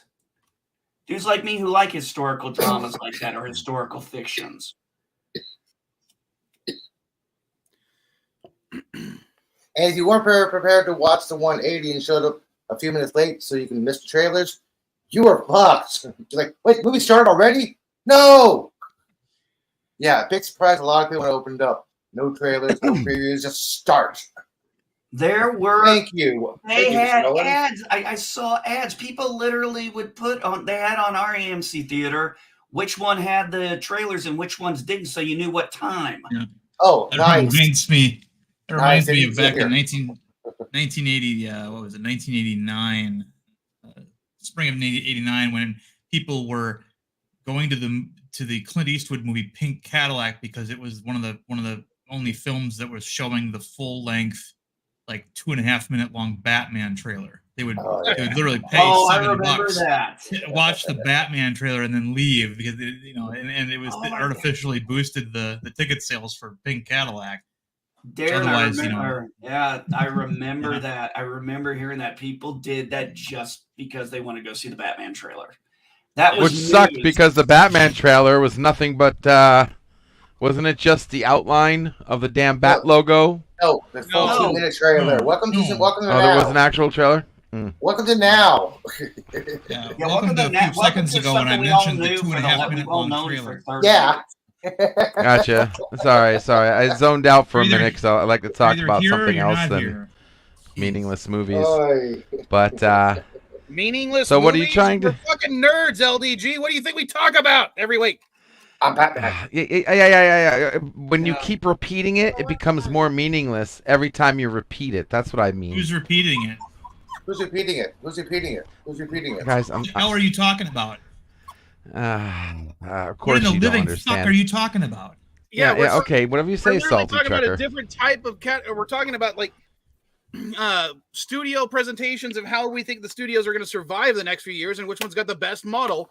And you're like, well, stop it's repeating the same things. We've literally never talked about this in over 150 episodes of this stream. We're on I don't know about that. I'm pretty sure you guys keep talking about it. No, we have never talked about the movies, the Talked cinema, about WandaVision. You talked about all. Well, you talk about WandaVision. Already mentioned. No, I don't. No, you guys bring it up, not me. Doctor Strange, all of that. I'm sorry. I'm sorry. We were discussing the cost, the effects, the blockbuster overhead. You know what? Either be in the goddamn conversation or get the fuck out of it. There it is. Yeah, that's the thing. I don't think you're paying attention. I've been out of it. I've been out of it this entire time. Damn it. And don't forget when you guys try to dominate. You know, nerds like to act like, real nerds actually like to talk about other things than movies, Yeah, and I said real nerds. Are not you, so yeah. get the fuck out LDG. of here. Real this nerds is are a already nerd here. chat. We usually talk about video games, movies, and comic books and TV shows. That's about it. Gotcha. Oh, geez, what a shock! A bunch of geeks and nerds talk about those things. Mainly geeks, I mean, you want to? I just took pictures of this to post to the store. Do you want to talk about Subterra? I never played the same. Well, I was actually interested in Darren's obsession of trying to be the next Salty Trekker, as per his tagline there. LDG, do you have to come in and just randomly? Oh, that's left over from the other night. I figured that was left over. I didn't even know. What does it say? It says the man's Salty Trekker. Yeah. The thinking man's Salty Trekker. The thinking man, not the intellectual man. You don't have to be intellectual. You just need to be thinking.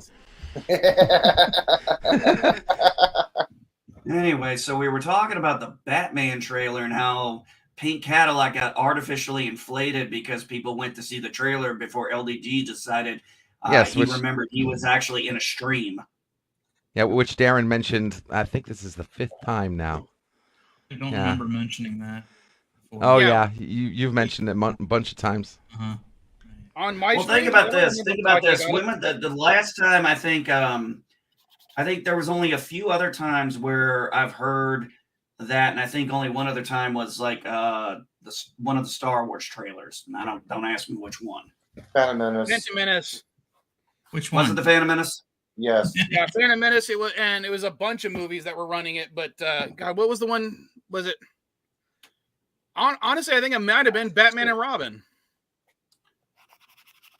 Ironically, I don't remember which one it was. I remember the second one was everyone was running to see Phantom Menace and leaving the movie theater. Oh, remember that? Oh no, I remember the Austin Powers trailer. That was great. Great Empire fell, and then it's all of a sudden. All of a sudden, That was funny, Mike. No, what were you saying, dude? Sorry.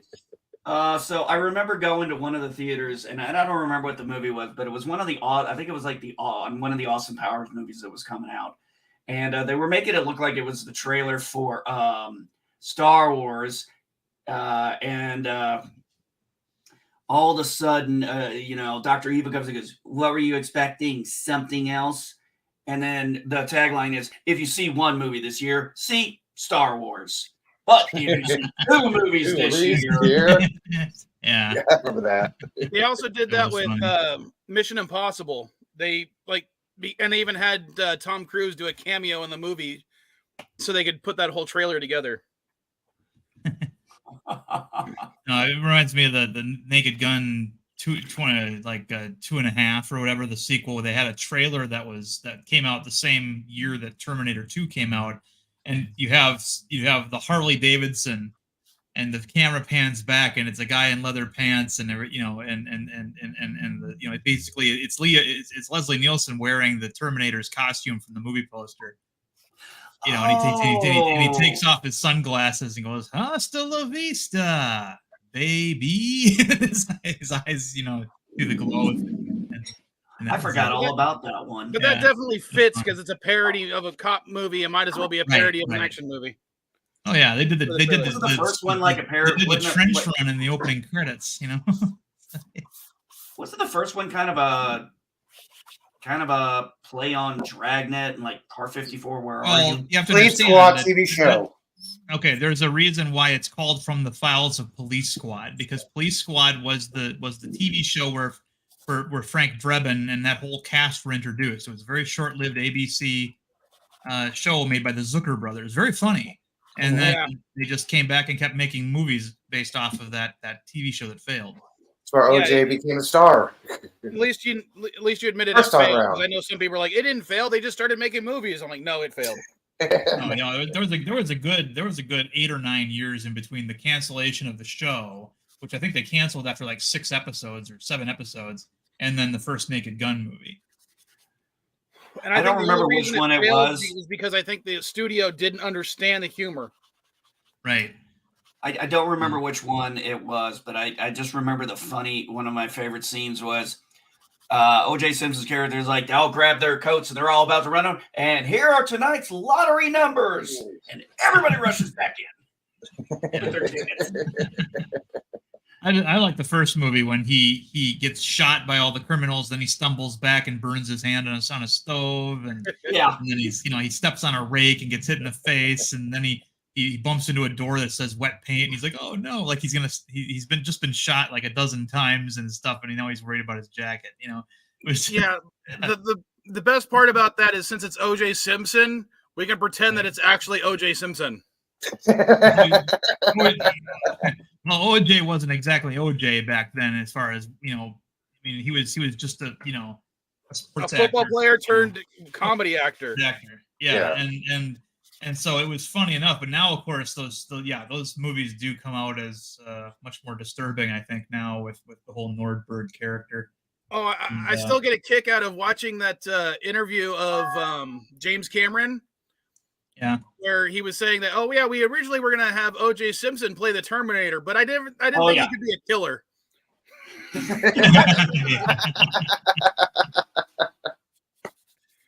Yeah, who knew? Well, I've heard that they're also had. Let's not forget, Bill Cosby was for a long time America's dad. Oh, he was, yeah. And we'll probably never know in this life what exactly was going on, if those accusations were accurate or not. But Which Bill Cosby or the Bill Cosby accusations? Well, he admitted to drugging people, so I think that part is true. Right. Well, he did mention that in some of his comedy skits back in the day. Yeah, but I mean, well, again, we're not going to know the full truth. And never. Well, yeah, because the only person that knows is him, because he admitted to drugging those people, so they didn't know what was going on. Right. For all we know, he could have just been posing on Weekend at Bernie's style. But let's face it, if you're going to be drugging, young women, most likely, odds are you're not going to be Weekend at posing Bernie's. in Weekend at Bernie style. Okay. Yeah. Perfect right there. Weekend at Bernie's. Yeah. He quit one of the perfect examples of, hey, that was a great movie. Don't try to do a stupid sequel. Oops, we did a stupid sequel. Bernie dancing underwater. It was one of those movies where it's basically just the same, the first movie all over again. Same beats, same gags. And those are my least favorite sequels. And the JJ Star Trek films were like that too, where you got to have the same beats. Where Kirk's gotta fall essentially from one ship to another, either through space or through atmosphere. He's got to have that dramatic moment where his ship rises above the clouds, and all these things. It reminds me of Ghostbusters 2 as a sequel. I mean, they had all the same beats. You had, instead of the Stay Puft Marshmallow Man, it was the animated Statue of Liberty that was walking through the city. Did anybody notice though Can someone explain to me why I just spent 10 minutes cleaning a game that is only going to sell for like $2? Because you weren't paying attention. OCD. Because you want a higher rating on your eBay store. Well, if you mark it as clean, you can charge an extra 50 cents. You caught LDG's disease where he wasn't paying attention. I kind of noticed that in the Ghostbusters Afterlife movie. If they did, I don't recall, but I don't remember a single reference to the second Ghostbusters movie. They made some Vigo references, especially on the also on the tomb thing that they found in the mine. One of the dates they have is the year the Vigo tried to take over. So they just put them in there kind of as Easter eggs. Yeah, but they were it was mostly the first movie. Yeah, I mean, I knew that. I mean, that's obviously. Yeah, that was another way of doing. I mean, that's how. Somehow they managed to take a. I mean, by all accounts, Afterlife should not have worked. You had Ghostbusters. You had Ghostbusters 2. Then you had the Ghostbusters whatever chick thing that just pissed everybody off. There. People just wanted to spite that movie, so they went and saw this new one. Kids. Oh yeah, that was I think it's also because the more I've read into it, a lot of the people working on that movie were part of the original Ghostbusters movies. Mm-hmm. Yep. So, kind of helps if you're a fan and you know the stuff. I think that's one of other. Or you make yourself an expert. Wasn't that something Disney's been saying they don't do? Is they don't really like hiring fans as writers and stuff? Yeah, they don't like hiring writers and directors who are familiar with the source material. And, let's be fair. Sometimes that works. Sometimes it does work. But look at Wrath of Khan, right? Nicholas Meyer was not a Star Trek fan, but what did he do when he got hired? He went into a Paramount study theater and watched almost every episode of the original series to prep himself, and he became an expert in that series. And then when and it shows, his fidelity in that movie paid off. But again, they hired somebody who wasn't a fan, but the difference is he made himself a fan. But then you have like J.J. Abrams, who is a fan of both Star Wars and Star Trek, and look what the fuck he did to those franchises. He wanted to turn Star Trek into like Star Wars. Yeah, he Star Trek movies like his demo reel for Star Wars. And you just can't do that. Star Trek is not its own thing. Star Wars. It's not supposed to be Star Wars. No. All right, hey, Vile. What? Sorry, guys. I'll let you continue talking about more geek-related culture. But I do got to head out. Just got a couple things coming up here I got to take care of. Thanks for having me. Appreciate it. Take care. Alrighty. Congrats on the 9 viewers. Later. Don't get the video links. Excalibur. So you guys remember the show Stargate SG-1 and Farscape, right? Oh no, never ever heard of that one. I mean, what is Stargate SG? It was this thing with like a ring, and it teleported to other worlds and stuff. It had MacGyver in it. It was kind of cool. MacGyver teleported to other worlds. So they copied the Lower Decks episode. Okay, gotcha. Hold on. But what I was getting at is I'd read up when was it Ben Browder, I believe is his name, when Farscape got canceled, and obviously this is before we got the Peacekeeper Wars, thank God. Yeah, I have no idea what Stargate is. Definitely don't click that link to my video where I reviewed the first season of Stargate SG-1 because I have no idea what you're talking about. I'm back. I'm on season 5 right now. I'm on season 5 again right now. I needed something good. But Ben Browder, to take on the role, taking over Richard Dean Anderson's role as the new leader, he actually went and watched all the freaking previous episodes because he didn't know anything about much about the show. So he went back and watched all of it to prep himself.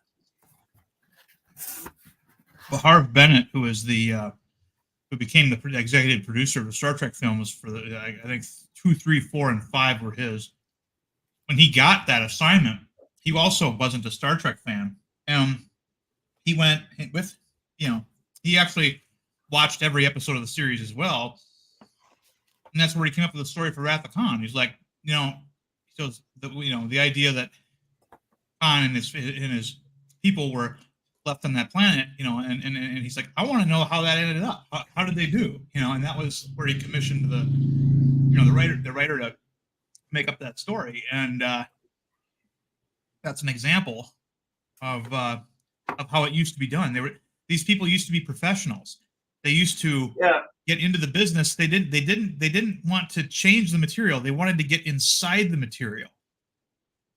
And of course, they're not doing that anymore.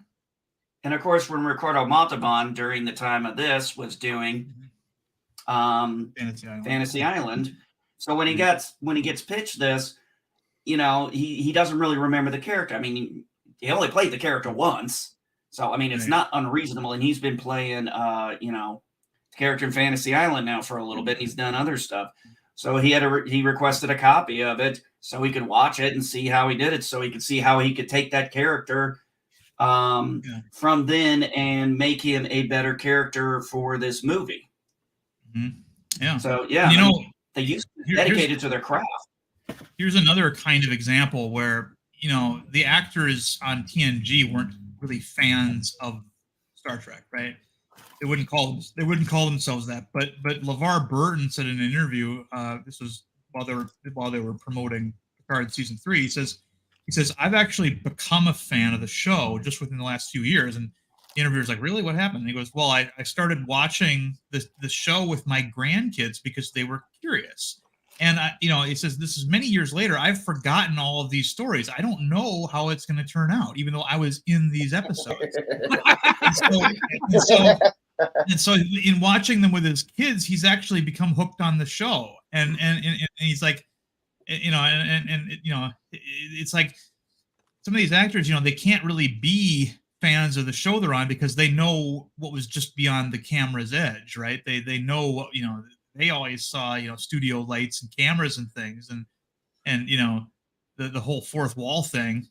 And they knew their parts academically. And he's like, I'm seeing things in these episodes that I didn't even know were there or what they were about. And I'm like, oh, that's why they did that in this episode because it relates to this one. And it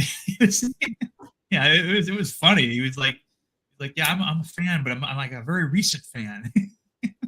Well, if you think about it, it makes sense. These are actors; they have to learn their lines. And let's remember, they were working 18-hour days, 4 or 5 days a week, and they go from one script to another script. So it's not surprising that they would.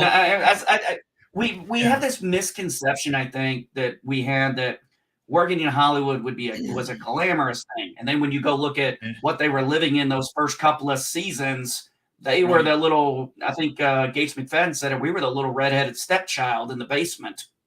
Yeah, they lived on the studio lot in these very old camping trailers. But older than the actors.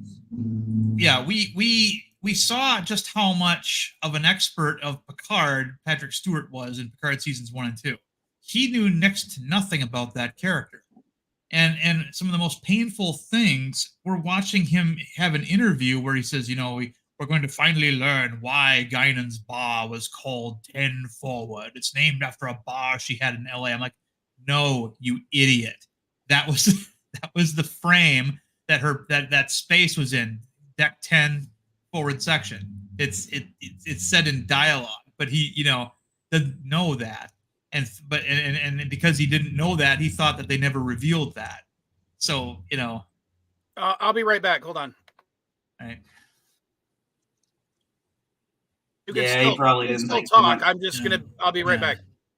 But I mean, he didn't know that, like, for example, there's an episode of TNG in the first season where Picard sees his mother.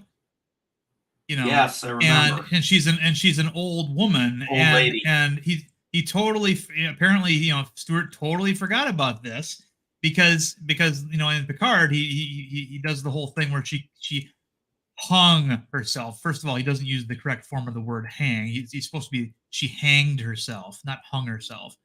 And as a Brit, he should be ashamed. But he didn't remember that or know that, and nobody took him aside and said, no, that doesn't work with continuity.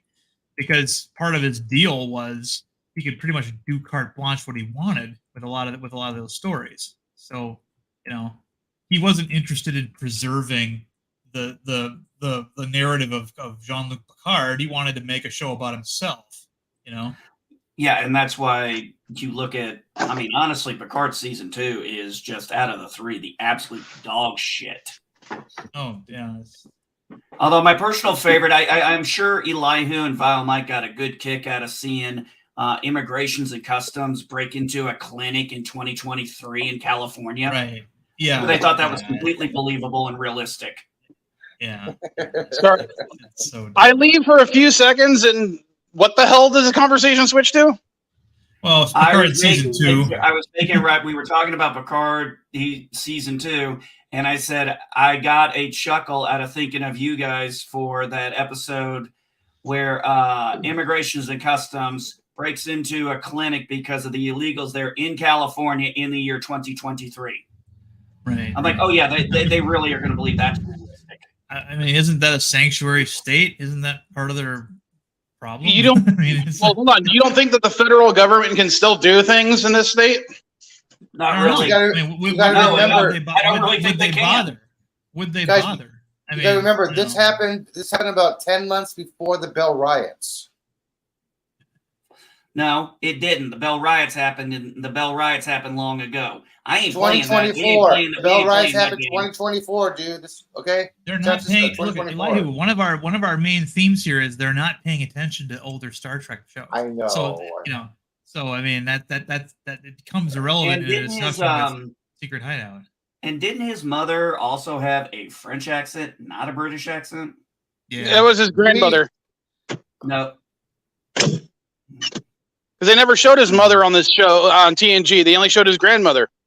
Hey, there is some kind of dictator backstage demanding to be set forth in front. Hold on.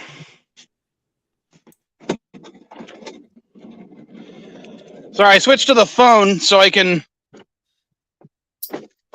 get back. Hold on. Ooh, you really want to upset the dictator.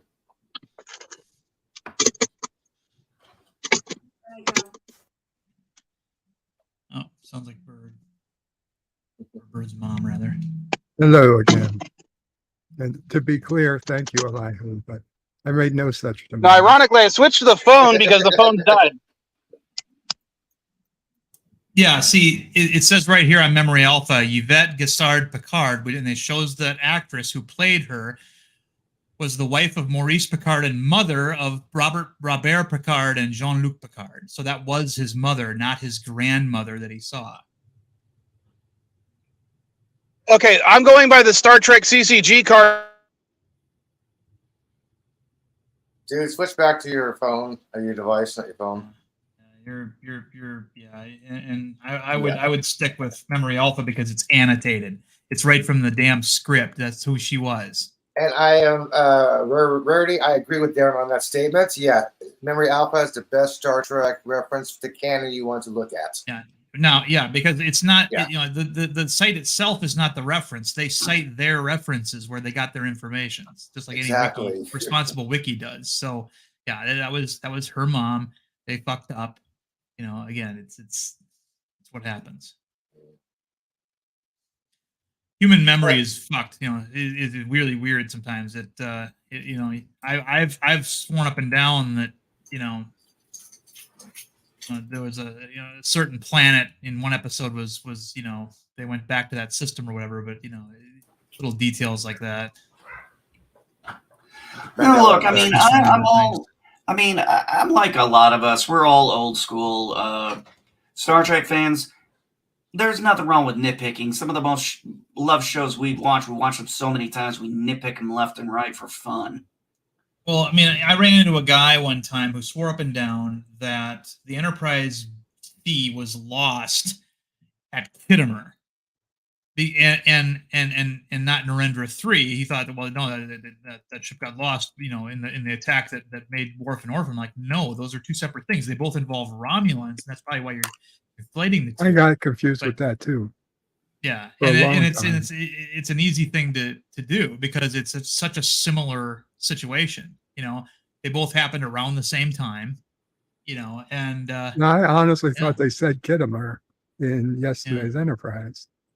Yeah, no, it was they were at war with the Klingons, and that might have had some factor in there with people's memory. But it was Narendra 3 that they were destroyed fighting. Yeah. Well, when you got over 700 episodes, we're going to have some continuity errors. It's just inevitable. Well, yeah, it's television. I mean, at least the writers and the people who were part of it were doing the best they could to keep things. Yeah, there's nitpickers right now on Twitter who are comparing like all the continuity errors between the Best of Both Worlds episode, part 1 and the beginning of the end of part 1 and the beginning of part 2.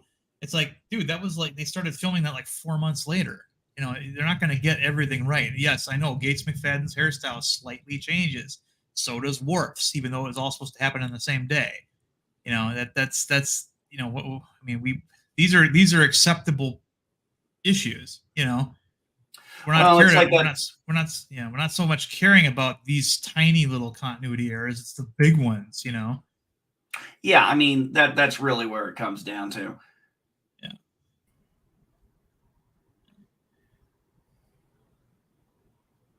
So, all right, I'm back. Sorry about that. Yeah, I had to switch back to the laptop from the phone. And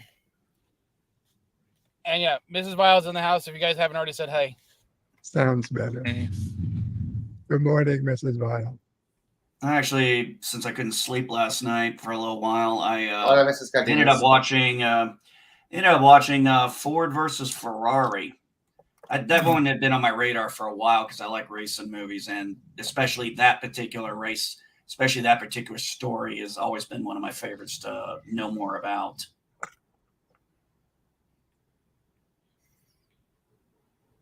I'll be honest with you, I haven't seen it yet, and I'm not terribly interested in it. It's a movie for someone like me. I mean, really. I was big into watching racing and stuff. I know who Carroll Shelby is. NASCAR watching trailer trash. Yeah, we know.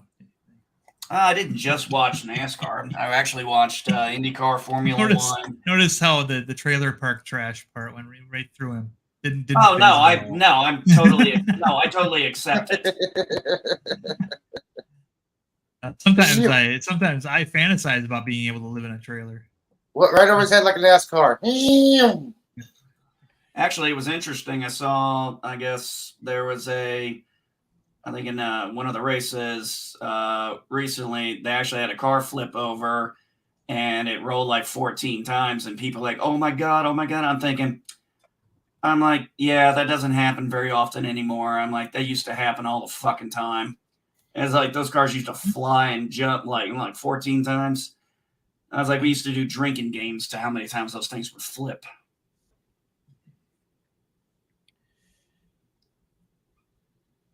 So are you saying that NASCAR was better when it was less safe? Oh yeah. No, well, I am saying the wrecks were a lot more spectacular, and strangely enough, believe it or not, a lot of the deaths of drivers were from crashes that you would not have saw. Dale Earnhardt definitely being one of them, because if you look at that car, it really didn't get the hit that bad. But the safety features and stuff, yeah, obviously those change. No, I'm not saying it's less exciting. I'm saying you don't see that stuff very often anymore. Because, and basically what they did was they install flaps on it, so when they do spin like that, especially on Daytona and Talladega, that's where the flips would usually happen at. So, well, here's my question: do you think NASCAR would start doing better if they literally made it more deadly? No. Why? Death Race 2000 kind of. It's not Death Race 2000. But I pay to watch Death Race 2000. I think current day America would love a deadly car race type thing.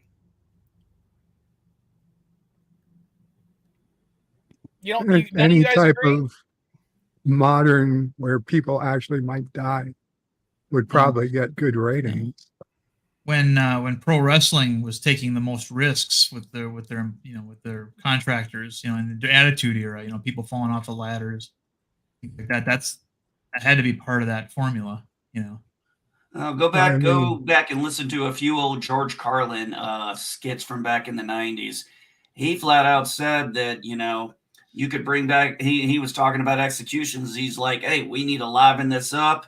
Put this, let's have burning at the stake at halftime on Monday Night Football. Sponsor, Richford Charcoal.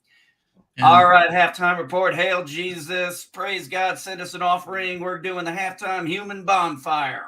Yeah, I'm of the opinion that if you're going to have a death penalty, you should make it publicly viewable. Otherwise, it's not going to be an effective deterrent at all. I would agree with that. I don't disagree with that. They used to hang people right out in the open in Town Square, in the movie Starship Troopers, they had an execution, and it was all channels, which meant that you couldn't, if you wanted to watch TV while that thing was going on, you had to watch the execution. Yeah. Remember, Darren, in that movie, they not only they caught the guy, had the trial and the execution all in the same day.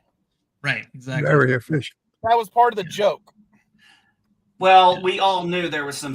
Well, I don't know if anybody's ever read the book. I've read the book, and I've read the book twice. The only thing they have in common is the title. Right. Yeah. But I like them both. I like them both. Yeah. Verhoeven tried to make the society, more of a fascist society, but he didn't really know what fascism was, because he ends up not doing that. He actually reinforces that it's not a fascist society, but he puts a veneer on it. But he puts a veneer on it where some of the officers are dressed like like Gestapo, but fascism is not defined by fashion sense.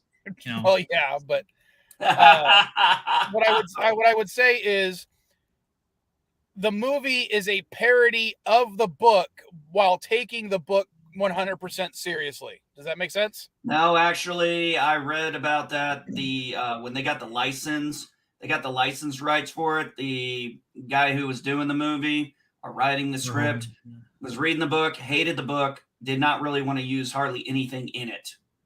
Yeah. Verhoeven famously admitted to only having read the first 2 chapters, and then he had his Ed Neumeyer, who was the guy who played the convict who got executed, by the way.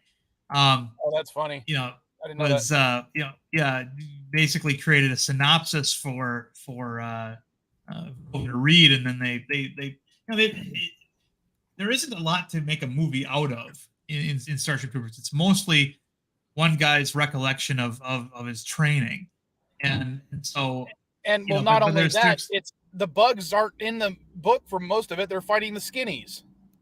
there's skinnies, and yeah, there's also there's also bugs, but I mean the skinnies aren't even mentioned. I mean there's no power armor in the first, at least the first film, and I think that adding power armor and things that would have gone a long way for some of the fans who liked the book to like the movie, who didn't like the movie.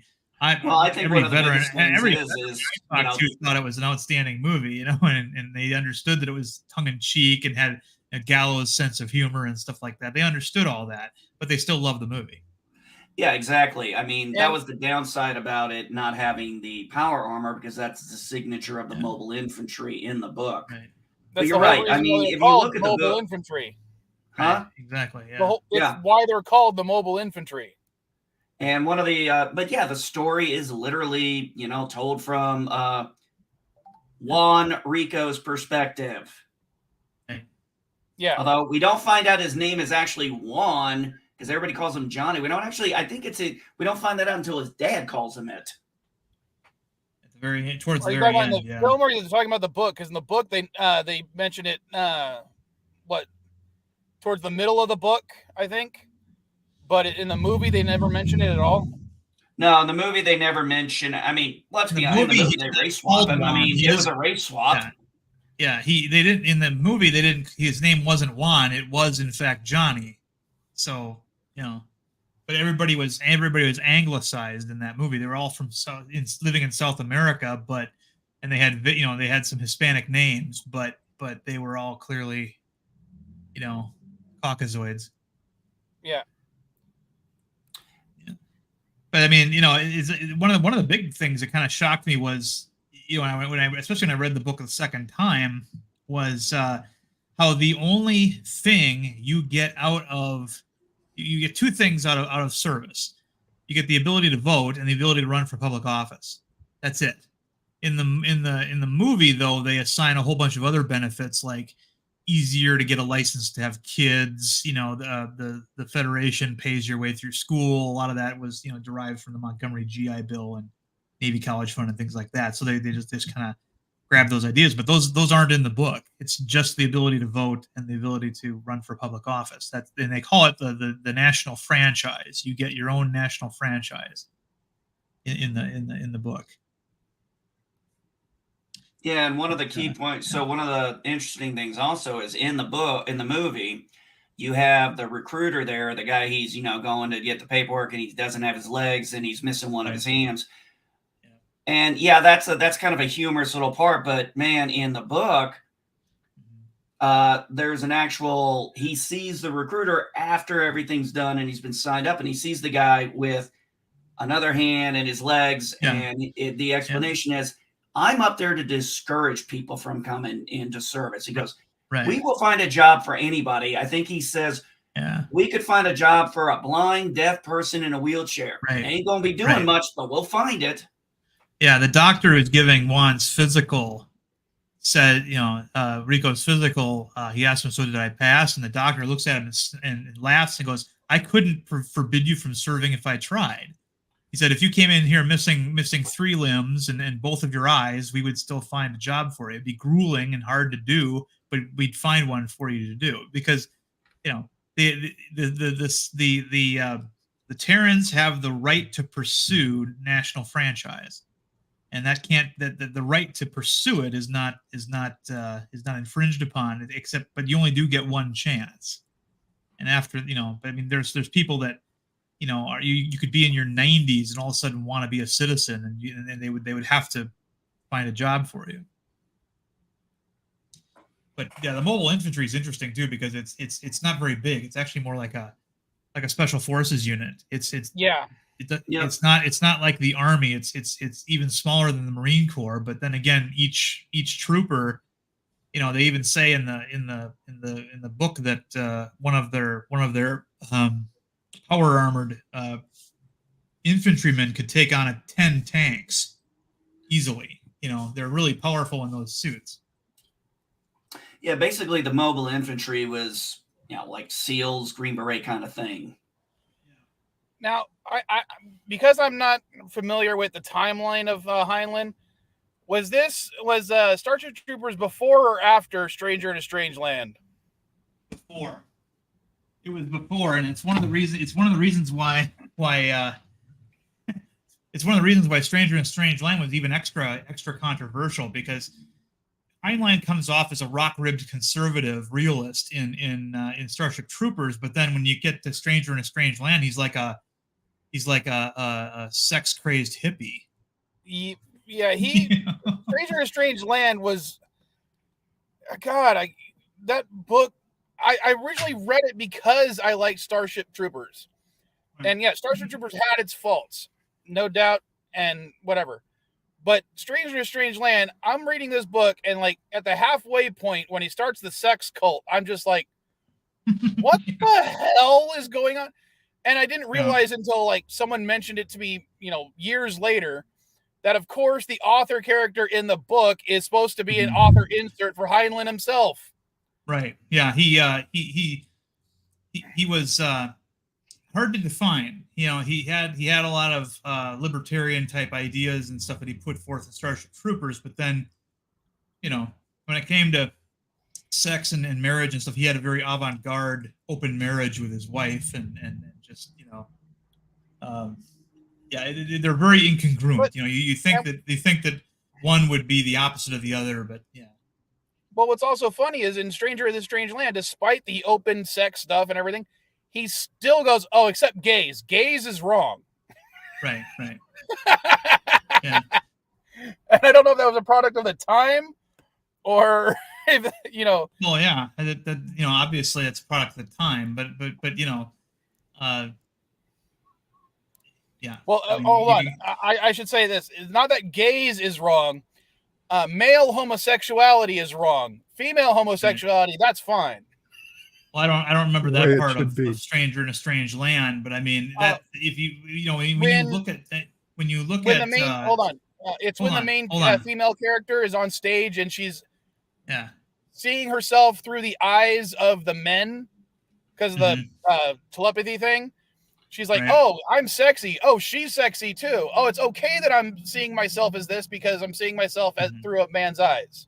Right. Yeah, it's and the fact that they end up having sex later is okay because a man's there. Yeah. But in swinger culture, it has always been like, for example, let's say you and your spouse get invited to a swingers party. You can bring an extra person as long as it's female, but you can't bring an extra male. It has to be an extra female, and that's been the standard for 100 years. Because I've looked into it. I didn't know that because I don't do that. Yeah. Well, I don't do it either. I'm not married or anything, but I mean, you know, it's like a single guy cannot get invited to a swingers party. He has to have a female counterpart with him, but a couple can bring an extra plus one if it's female, if they're female. That has been the rule forever, and that's, you know, women always get the breaks. That would constitute a patriarchy amongst a lot of people today. That's the word they would use for that, because obviously you don't want to have and male homosexuality is strictly forbidden at swingers parties. But you know, an orgy is a different matter. But I mean, the swingers club party, that's different. Well, I will bow to your expertise in that, Darren, because it's not expertise. I have no idea. I was going to say, knowledgeable in the subject is extremely knowledgeable. It's not expertise. Listen. Yeah, man. Wow. Listen up, you tards. Okay, you don't have to get down with the pigs and wallow in the mud to know it's dirty down there. Okay. Hey, but then you're still an expert at pigs. You're the pig expert. Yeah, but you're giving details. We know that's mud. I don't want to know the consistency of the mud, what it feels like between the fingers. You're giving details, man. Like an expert at this, okay? I don't need to know how far it takes for light. I don't need to know how much time it takes for light to get from here to the next star, but somebody's got to fucking know that shit. 4.2 light years. Well, I would also say we don't kink shame on the Vilemike CNA stream, okay? But yeah, that's because we all know Mike has a foot fetish OnlyFans site. The other thing that's interesting though is that Starship Troopers was intended for young people to read. It was what we would today call a young adult genre, coming of age story, whereas Stranger in a Strange Land is definitely for adults. So, you know, Heinlein comes off very differently in that second book than he did in the first. So that's another part of the reason why. And MB, why'd you say about light years? Come on, you know that's my thing. Because I was making a point. I know a lot of dirty little things that I'm an expert in because I had to deal with it. Hey, trust me, I know more about, I've forgotten more about the nation of Afghanistan than any of you will ever probably have accumulated in your lifetime. Oh, we now know what NB stands for. Yeah. Oh, thank you, Captain. It's kind of like you don't necessarily have to be a psycho to understand how psychos are motivated, right? It's like no, but it helps that I'm a sociopath. Well, there's a famous scenario that's used as an opening test question for anybody wanting to go to a Quantico and become part of the behavioral sciences division. That's where John Douglas and where they study serial killers and they come up with patterns of behavior. It said the scenario is kind of famous. You probably heard it. It's like, okay, so you got this woman who goes to her own mother's funeral. And she meets a handsome gentleman there, and she thinks that they might have a future together, but she's too shy and forgets and doesn't ask him his name or anything about him, and nobody else at the funeral can tell her anything about him. A month later, she violently kills her sister. Why? Either know it or you don't. The reason why she kills her sister, the reason why she kills her sister is to create another funeral so that she can have a chance at seeing him again. And because it's her sister, it's odds are the guy might know her or might know the sister. Right, and go to the funeral. So normal people don't think this way, but when you're dealing with those kind of people, you kind of have to start thinking a little bit like they would, and then you have to start anticipating what their motivations would be. And that was part of like an entrance exam question to qualify to go to Quantico to become part of their behavioral sciences unit. And it's one of those things. Every once in a while you'll get somebody who answers it correctly, and they're like, "Oh my gosh, am I a psycho?" It's like no, you just happen to understand the motivations of some psychos. Well, there was this show I was watching on Netflix. Unfortunately, it got canceled, or one of those where this was going back. They were doing a dramatization of the original people going back and profiling serial killers. Right. And if they had just kept one part of this freaking show out of it, it would have been a great show. But unfortunately, they had to shoehorn 2023 identity politics to something in the 1960s. So go figure. Yeah. But when they were doing talks back and forth with the serial killers, man, I was really engaged with those parts. Well, they talk about like when John Douglas and his behavioral sciences department, started working with local police to find the Green River killer. He says, okay, statistically, the person you're looking for owns an orange car, probably a Volkswagen minivan, and the cops all looked at each other like, where did you pull that out of? And it's like, statistically, that's the kind of car that the people that do this kind of thing want to drive, and we don't know why, but it just keeps coming up. So it's a pattern. So look for, and sure enough, the Green River killer had in his backyard an orange Volkswagen, a minivan, minibus, but it was up on blocks. He'd been working on it, so they were right, it's the cops were like, these guys are freaky, the things they tell us to look for, and then they end up being right a lot of the time. Funny stuff.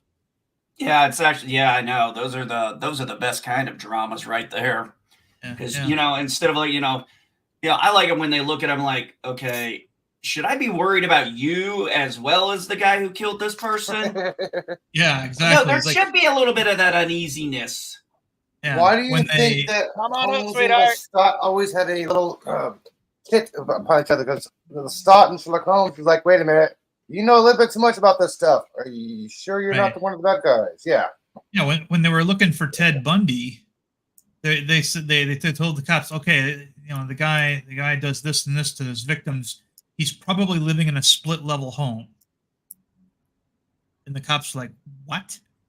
It's like, how can you come to that conclusion? Just trust us, okay? If he's got a split level home, if they're a suspect of a split level home, we want to know about it. Darren, I was trying to look up because I'd read something else after I'd seen that question you were talking about earlier. How that question was actually never used in that. It was just early version of a meme, essentially, or internet meme, I should say. I doubt that that's true, but that's fine. I was trying to bring up the article where I read that in, but the only thing I can freaking find when I searched it up was stuff about the series finale of Quantico. Weird. Okay. I mean, they why were. Are we talking about murder? We actually had behavioral science people on my submarine giving training in how to anticipate the actions of Russians, because they also studied Russian culture and Russian behavior and such, and the whole Crazy Ivan thing is something that they would do, so yeah. It really is. Come on up, Caddy. But it's just always. I got a tinkle. I'll be right back. She wants to talk about Bonnie and Clyde. I mean, I'd be all for talking about her avatar image when she comes up. Ray Parker. You're talking about murderers. You'll frickin' summon me. Apparently, that's how we summon Caddy. Is talk about murderers. Just like if we say the P word 3 times, it summons LDG. We didn't mention the Black Dahlia. Isn't it? Okay, help me out here. Is it really correct that most serial killers we know by their 3 names? Lizzie Borden. I don't think all of them, because I don't. People said serial killers, you knew their whole 3 names. I'm thinking, I don't recall ever knowing Jeffrey Dahmer's middle name. No, or Ted Bundy's middle name. Or Ted Bundy's. Or Charles Manson. Well, he never killed anybody. He just took people to do it. So yes, we all know the technicality there. Yeah. No, I think it's not a serial killers we know. It's the assassins are the ones we know by the 3 names. Yeah, I think it's presidential assassins. That's right. The assassins you know by the 3 names. The serial killers we know mostly by 2. John Wilkes Booth. Except for John Wayne Gacy. Apparently he's the exception to Lee Harvey Oswald. I think it's also because of the whole John Wayne part. Yeah, I figured as much. It probably had more of an impact than John Gacy. The clown killer. I still have not seen that movie, that John Wayne Gacy movie they made all the way back in the day. Ironically, hold on. I have a question. Does anyone even know who assassinated James Garfield? I used to, but man, I haven't researched my history in a little bit. Was it a guy who? Huh?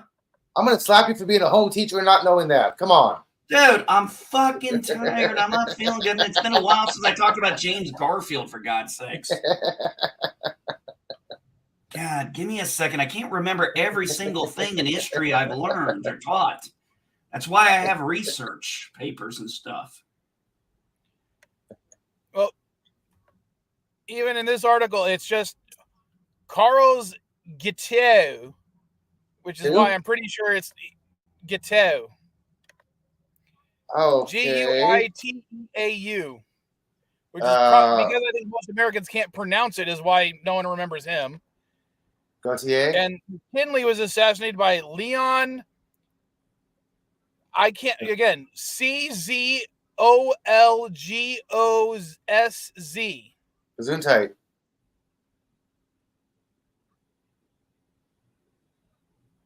I mean, I can't pronounce that one either. I think that's just because we can't pronounce those ones is why no one ever remembers them. Probably. But Lee Harvey Oswald, John Wilkes Booth, those ones we can remember. Yeah. And we don't really do the three names for John Hinckley Jr., but because he's a junior, I think it still counts as three names. Son of Sam. It's 3 words. Bird of prey is 3 words. Shit. That was one of your better comebacks, Elihu. And Theodore Roosevelt's attempted assassination was John Fleming Schrank, Schrank, SCHRANK. So maybe that's why. But that also is a 3-named one. Theodore Robert Bundy. I didn't know Ted Bundy's middle name was Robert, so it's Ted Bob Bundy. Huh. All right, I'm back. Theodore. Wait a minute. What was it? Wait a minute. Say that again. Ted Bob Bundy. Yeah, I wouldn't want. No, yeah, I mean, you probably went by Theodore Robert Bundy. Yeah, but he probably didn't. He didn't slangify his middle name. You do that to your first name. Hey, he could have been a porn star and called himself Teddy Bob. Well, to really to emphasize how wrong you are, Darren, what? Mike is my middle name, slangified. Well, you're an idiot. You're the exception that proves the rule.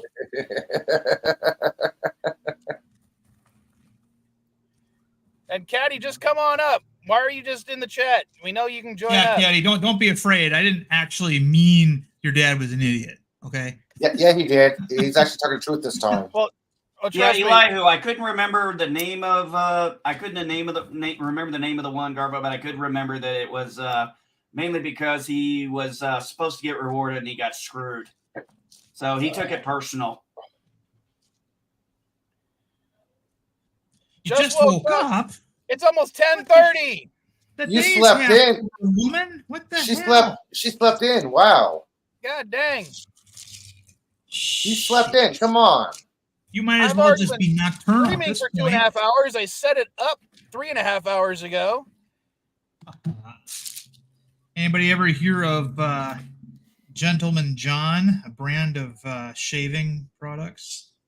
I just got Amazon. No. I got it on a loom block for cuts and things. Anybody ever use one of those? An loom block? Some people call it a quartz block. Yeah, it's this block of quartz called a loom. And you let's say you cut yourself shaving, you hold the block up against your skin, and it immediately causes the bleeding to stop and coagulates the blood for you immediately. So, and yeah, they used to sell these all the time at shave shops. That's why I use wet paper towel. So that doesn't work. You have to. Oh, I got a question for you guys. Since we were talking about serial killers. Since we were talking about serial killers, what's your theory on what happened to Jack the Ripper? He was a Mason. He was a Mason. He was a Mason? He was one of the doctors. Yeah, I believe he was a Mason. And I believe it was one. I think it was one guy that was really pissed off at a certain woman and copycats. So you think it was just one murder and then the rest were all copycats? Pretty much. I actually think that he escaped in H.G. Wells's time machine to the 1970s, the late 1970s, and then H.G. Wells had to pursue him into the into that decade in order to kill him. Yes, that was a movie. I know what you're talking about, dude. Time After Time is the movie. Yes. Nicholas Meyer wrote that movie.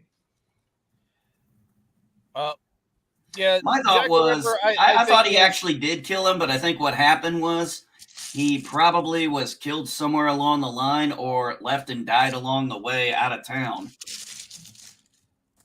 Well, in all honesty, I think that maybe not just the first one. I think maybe he killed like 2 or 3 people in that area, including ones that weren't necessarily attributed to the Ripper. But I think it was that sailor guy, I can't remember the name, who was ended up caught somewhere else doing something very similar. and died in jail.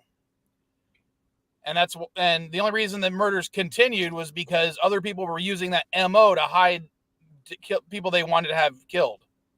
That's why some of the later ones were reportedly done. Granted, forensics wasn't as good as it was now, by someone with a left hand as opposed to a right hand. Yeah. How did they determine that? Yeah. Is it just by the angle?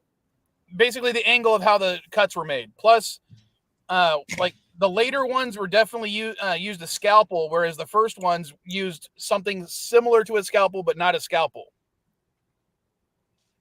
A butter knife. Pretty much, yeah, a sharpened butter knife. I'm more fascinated by stories like the Black Dahlia. Oh yeah, everybody knows about Jack the Ripper. I'm not, he's been kind of done to death in our media, but the Black Dahlia was a particularly horrific one. Well, in all honesty, I think the Black Dahlia was just because the damage to the lady parts. Yeah, I'm pretty sure it was just a botched abortion that they turned into a murder scene to hide the fact. How'd that her head come off then? What? How'd her head come off then? Was her head cut off? I believe so. God, it's been a while since I've looked at it. I never saw the Natalie Portman movie. Oh, yeah. Last time I did anything involving the Black Dahlia was, ironically, something we talked about on previous stream, which was L.A. Noire. Let's see. It says here, naked body, severed in 2 places. It's not telling me what yet. Yeah, I'm not gonna look at. I'm not gonna have that in my search history, guys. Yeah, she was bisected at the waist. Yeah, how there do you you go. feel like Magnolia? How's Magnolia killed? And and to me, that would hide the damage from the botched abortion. Right. During that time, probably. During that time, yeah. Well, wouldn't they be able to know if she was pregnant or not? Still, even with. I had my wires crossed on that. But if she was bisected and it was to hide an illegal abortion, obviously, wouldn't they have still been able to do an examination to see if she, had been pregnant? Forensics were not established back then. They see a body ripped in half or a body part here. Okay, this person died like this. Yeah, okay, they're severed here. Yeah, they look at the torn limbs. Okay, it looks like it was torn or cut. Boom. Then I can examine every single piece of the bodies. That forensics was crap back then, dude. Nowadays, yeah, they will examine every single thing. According to this, I'll just read it. The autopsy at the time states that Short was not and never had been pregnant, despite a lot of abnormalities with her uterus, including the fact that it was extremely small.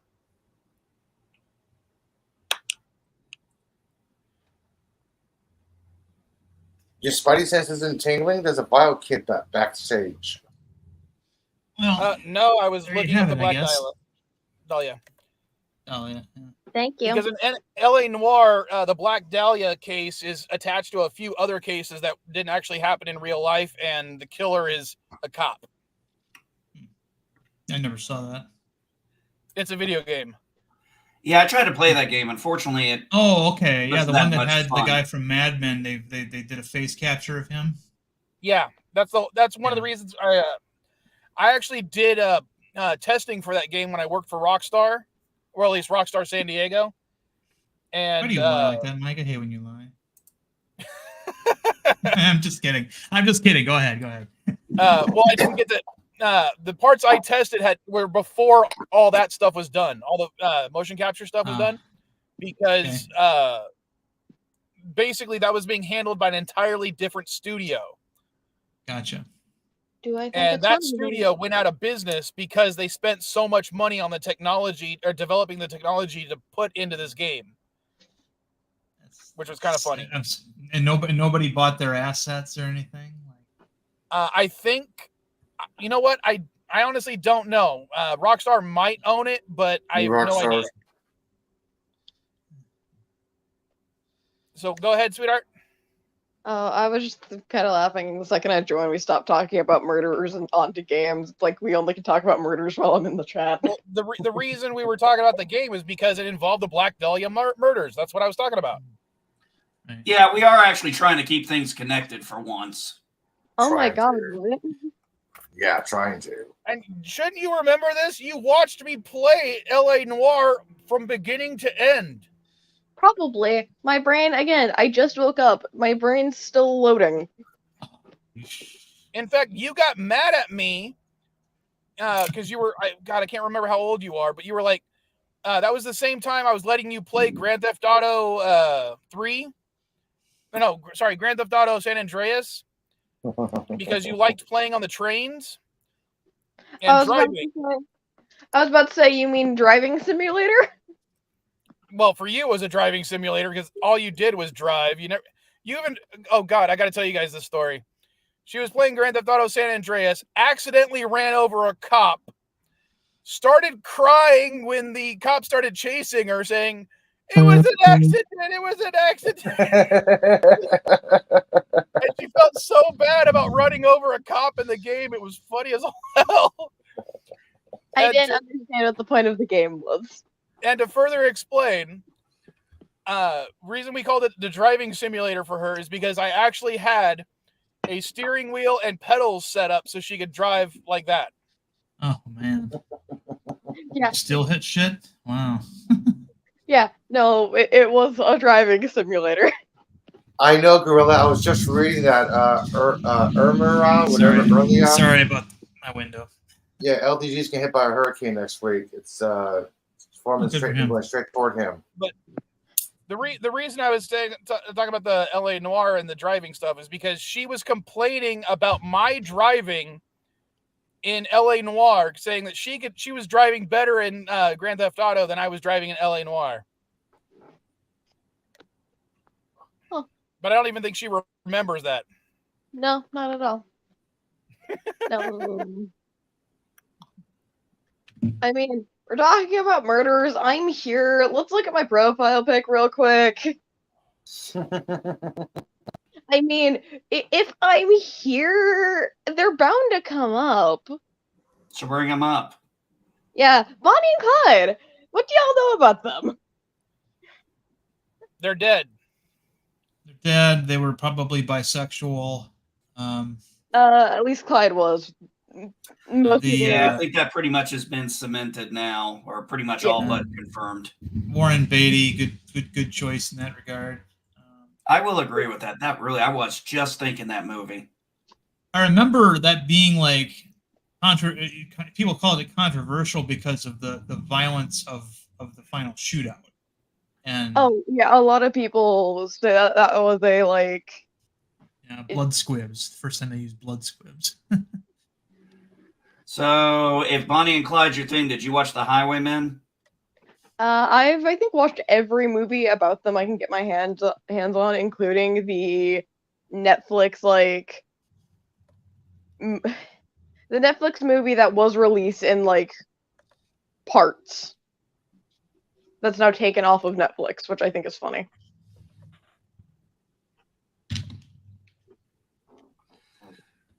How many banks they rob? I believe they actually didn't rob as many banks as the fact that they generally robbed convenience stores. Because banks at the time were just not the good idea to go rob.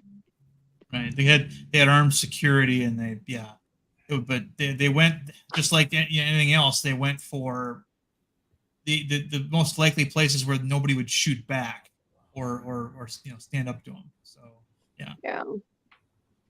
Well, because I know that not only would they not generally go and rob banks, even though that's generally what they're known for.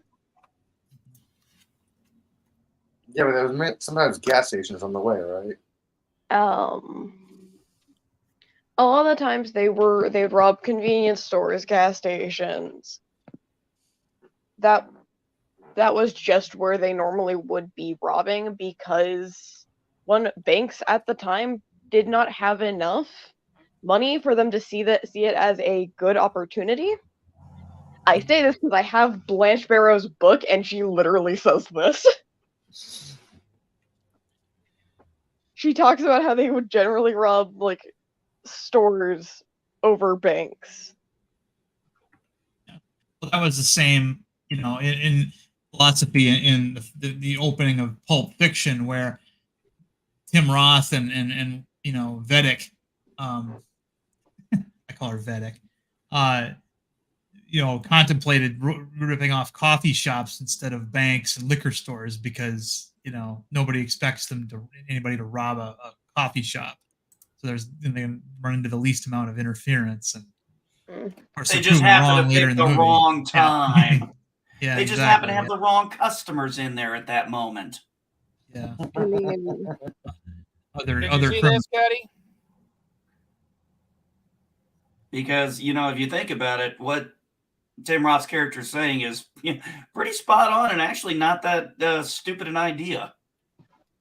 Yeah, he's talking about, these one guys, they robbed a bank with a phone. They said, if you don't give me all your money, I'm going to tell the person in this line to kill a girl. And there probably wasn't a little girl in the first place. Point is, they robbed a bank with a phone. Yeah. At least I can believe that they probably did rob a bank in your town if that bank was a good idea to them, because Clyde, at least most of what I get my information from is from the book written by Clyde's sister-in-law, which was Clyde was very strategic and would call off I don't know, I guess I'm going to use the word heist here because my brain just can't think of what else to use. Yeah, but he'd call off heist if he did not think it was a good idea. On several occasions, if they, she talked about one time when they were going to break some buddies out of jail, but as they were going there, Clyde, literally as they were on the way, Clyde went, "Nope, we're not doing this."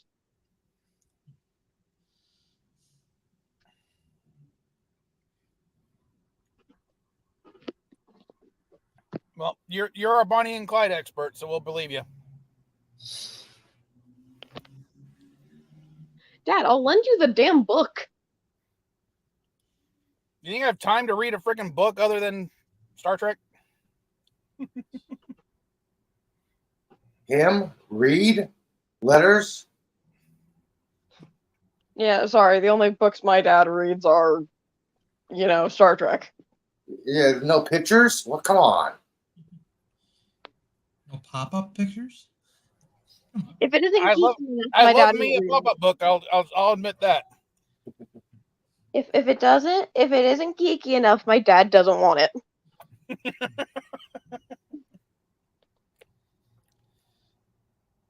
I mean, I actually mentioned this earlier. I do in fact know both Bonnie and Clyde's full names. And Clyde's middle name to this day still makes me giggle. Oh, yeah? Because Clyde Chestnut Barrow just sounds funny. Chestnut. Yeah, Clyde's middle name is Chestnut. Wow. You know the only reason I know that, sweetheart? Is because that Bonnie and Clyde part of one all categories Jep Nerdy we did once. Yep.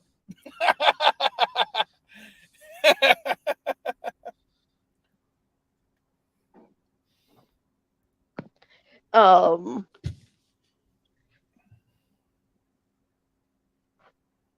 then there was and then Bonnie's full name is Bonnie Elizabeth Parker. Her name is so pretty. Yeah. Oh, Darren, what are you trying to share? This better not be a porn. It's Starship porn. Oh, it's nerd porn. Okay. It is. I'll be working on my Star Trek Halibut video today. I don't know if I'll get it done, but Halibut. There's an image. Halibut, yeah, Star Trek Halibut. Yeah. It's a fish. I need more context because I need to know Oh. why. Well, that's that ship there you're looking at is the USS Helb at NCC 2587. So. But no, I fun guess I'll fact, have to watch the video. I had a 9 a.m. alarm set so I could join at a reasonable time, mainly so I could just play video games on the stream. And and then the alarm went off. I woke up, turned the alarm off, and went back to bed. That's a teen.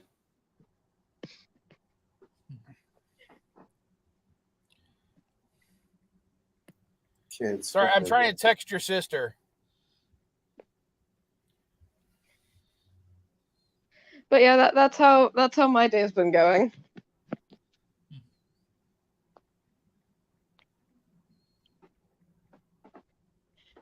Woke up and literally said, "No, I don't care." I was only planning to like lay in bed for another 30 minutes, and then I fell asleep. And so that 30 minutes turned into around an hour. Enjoy it while you can, because right around the time you hit 40, you're gonna start having to get up anyway to pee a lot. Like you're gonna have to figure out when you stop drinking fluids the previous night. Like usually for me, it's like 6 in the evening. If I drink anything after 6 in the evening, I'll be up. I'll be up every couple of hours needing to go to the bathroom. So, doesn't matter for me. It'll be 2:30. It'll be between 2:30 and 3:30 and 5:30 in the morning. They'll both happen around that same time. Oh, your sister says that she's watching it, but she doesn't know if she can join. No, actually, 5:30 is a good thing for me because that's when I let the dogs out so they can go outside. Trust me, if I don't do that. Okay, I'll let the Baja Man then let them know that MB Geek let the dogs out. Thank you. Well, if I don't if I try to lay back down, I'll have Gizmo be at my door within a few seconds, and he's the biggest dog, and he makes sure I can hear that paw scratching at my door. But it's just like, shh. I'm like, okay, I'm up. I got it. I've had a couple of times I've had to tell him, I got to put my shoes on first. Sorry. I still stand to the point of y'all were talking about murderers. You fucking summoned me. Okay. I think this is where LDG thought we were repeating shit because you're bringing that up again. Yes. No, we're gonna repeat shit because my brain again is loading, and now I'm finally making points I want to bring up again. Doesn't make sense. Your brain is now active? Wow. Yeah, my brain is like waking up now, so I can actually talk about things that I wanted to say, but my brain just couldn't find the words to say them. That's why I drink caffeine. I don't have. She's having issues, but she's going to try to come up. I just sent her the actual link this time. Who? Not me. Little sis. Yeah. Mrs. Vile Peskin child, is asking the younger coffee. Vile child. Oh, so hey, you've got a picture of Constellation class ship on your wallpaper there, don't you? I thought that's what it was. I put that one up because I didn't want to use the Enterprise. It was too cliche to me.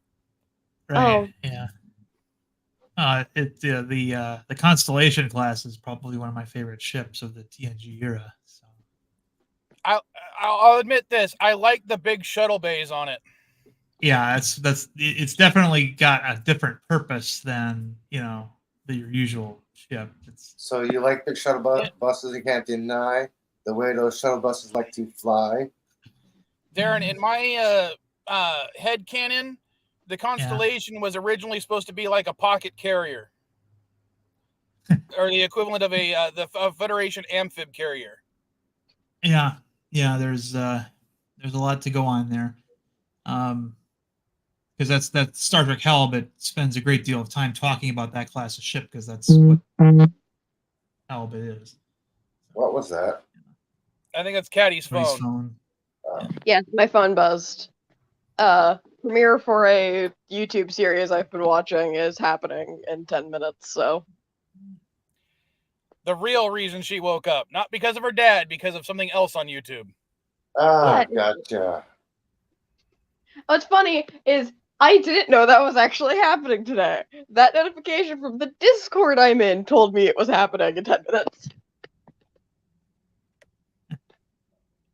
Thank you, Nieko. I've talked to the creator several times because I'm in her Discord. I don't pay. She's really sweet. She's an artist. I love Hey, her. Wolfie. Long Super time no sweet. see. Night breeze. Oh, and Sada says hi. That's one of Mrs. Vile's. We call them the monsters. It's her nieces and nephews. Oh, one of them. Okay. All right, and for the first time in history, we have 2 Vile children on the same live stream. Hello. And Hey, she is sweetheart. Hello. Hi. How you feeling? Yeah, that makes some... you were fine when I took you home on Tuesday or on Thursday, so you can't be doing that much worse. It always Oh, gets I'm worse perfectly before it gets fine. better, Dad. So no, shut up. Sorry, say that again, sweetheart. I'm perfectly fine. Yeah, I had to pick her up from school and take her home on Thursday, even though technically she had just gotten out of school. So, and I took Caddy with me. Yeah, I was there too. Yeah. I played Heathers. I played Yeah. Heathers to terrorize my dad. I don't know what it is about that musical, or at least the musical version of that film, that both my biological daughters love. Have you Because it's seen amazing. JD? No, I've only Twitter seen the says- original. Twitter says coffee is racist. Drinking coffee perpetuates white supremacy. Okay. I know How? you're responding to Mrs. Yeah, Vile. I remember what Nikola Tesla said. I believe everything on the internet is true. So yeah. Nikola Tesla died before there was an internet. So what are you talking Dude, you know, about? I'm just fucking. That's the joke, Darren. Thank you very Dude. much. For the record, Oh, no I idea get who it. you guys are talking I about. need coffee. That's what I need. Sorry.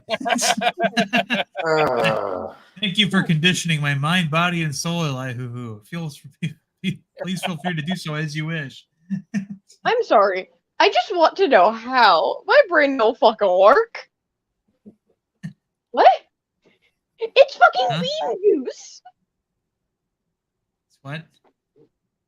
Sorry. Me and one of my friends continuously now refer to coffee as nothing but bean juice. Yeah. Who? I don't know who you are, but you'll what? I'll. Okay. Okay. Empty threats, but okay. Well, it may not even be a threat. He might be like, I'll donate to your PayPal. I'll donate, or I'll buy something from SD GameSwap. I'll buy a coffee mug. I'll share this link out.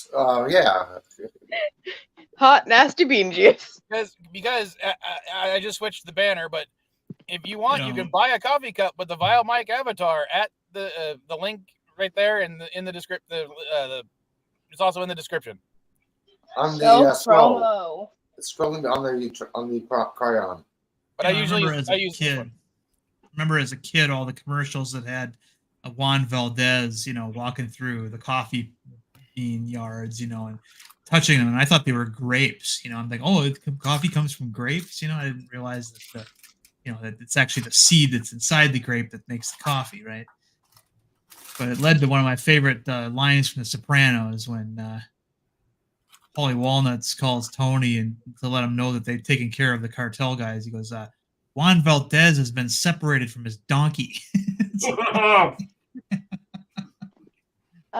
I like how you started talking about something vaguely related to mafia, and all my brain could think was Capone.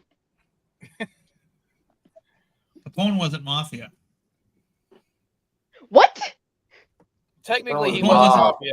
He wasn't. He was kicked out. He tried to get in New York, and they wouldn't let him in because he was an idiot. So he moved to Chicago and set up his own operation there.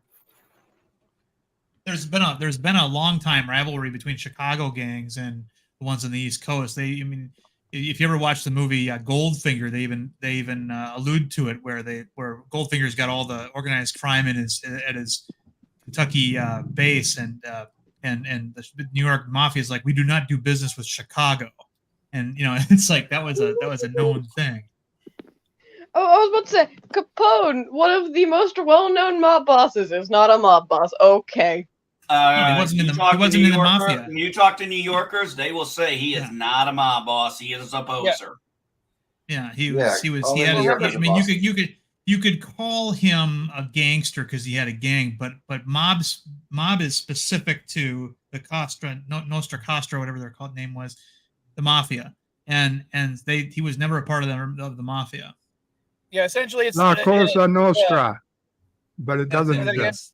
Say it again, Bird. Thank you, Bird. Huh? I didn't say it one more anything. time. Say what?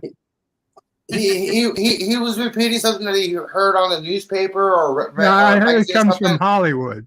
Yeah, La Cosa Nostra. Yeah, but they don't exist, right? It's an urban It legend. was made up by rich Hollywood elites to sell movies. Yeah, that's it. I want to say that I think at one point when he was younger he had ties to the mob, but more in like he briefly worked under someone. They ran him out of New York. That's what he was deemed insufficient for their standards, and they ran him out of town. He went to Chicago and set up his own base. Pardon me. What? You didn't think that Chicago-New York rivalry didn't come from somewhere? I thought it was just the pizza. No, we have the better pizza in St. Louis. Chicago's okay. New York is overrated. New York has a great pie. Okay, what are you talking about? I say, if we're talking about New York, I can bring up one of my other favorite musicals. You know, say Spider-Man. Newsies. No, we're not going to talk about the Newsies. I've never seen it. Are you crutchy? Hey, at Getting least a she didn't say. strong feeling that you're crutchy. Darren, at least she didn't say cats. Well, and if you're going to talk about the Newsies, at least have the vile daughter that was a newsie be on the channel instead of the other two. I wish the other one was here. Uh-oh. Why'd you turn on your camera, sweetheart? Oh, there she is. Oh, yeah. That's the other vile daughter, and she was a newsie. Oh, okay. But I've known about this musical for years. Fun fact, back when I was a freshman in high school, we tried watching Newsies twice in class. We got through half of it, and then the teacher said, "Oh, we'll finish the other half tomorrow."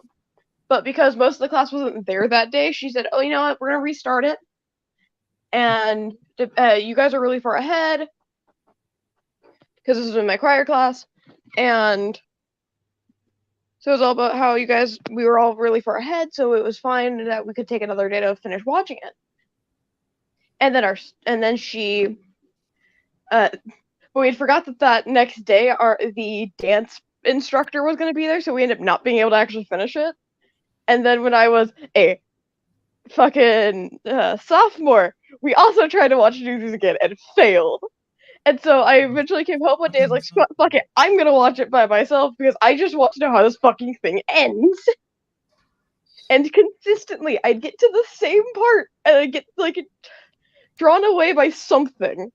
Be it like, oh, one of my friends texts asking if I wanted to hang out. Oh, my mom needed my help. And it was just consistent. I swear to God, the universe did not want me to finish this fucking musical. Eventually I said fuck it and just watched it from the point on that I had left off just to know how it ends. And after that I finally was able to watch it from start to finish without being interrupted. Oh, I'll sleep better knowing that, vile child. Well, it took like three times for her to get me to watch the whole damn thing too. Plus she had to bribe me with watching something else that I wanted to watch.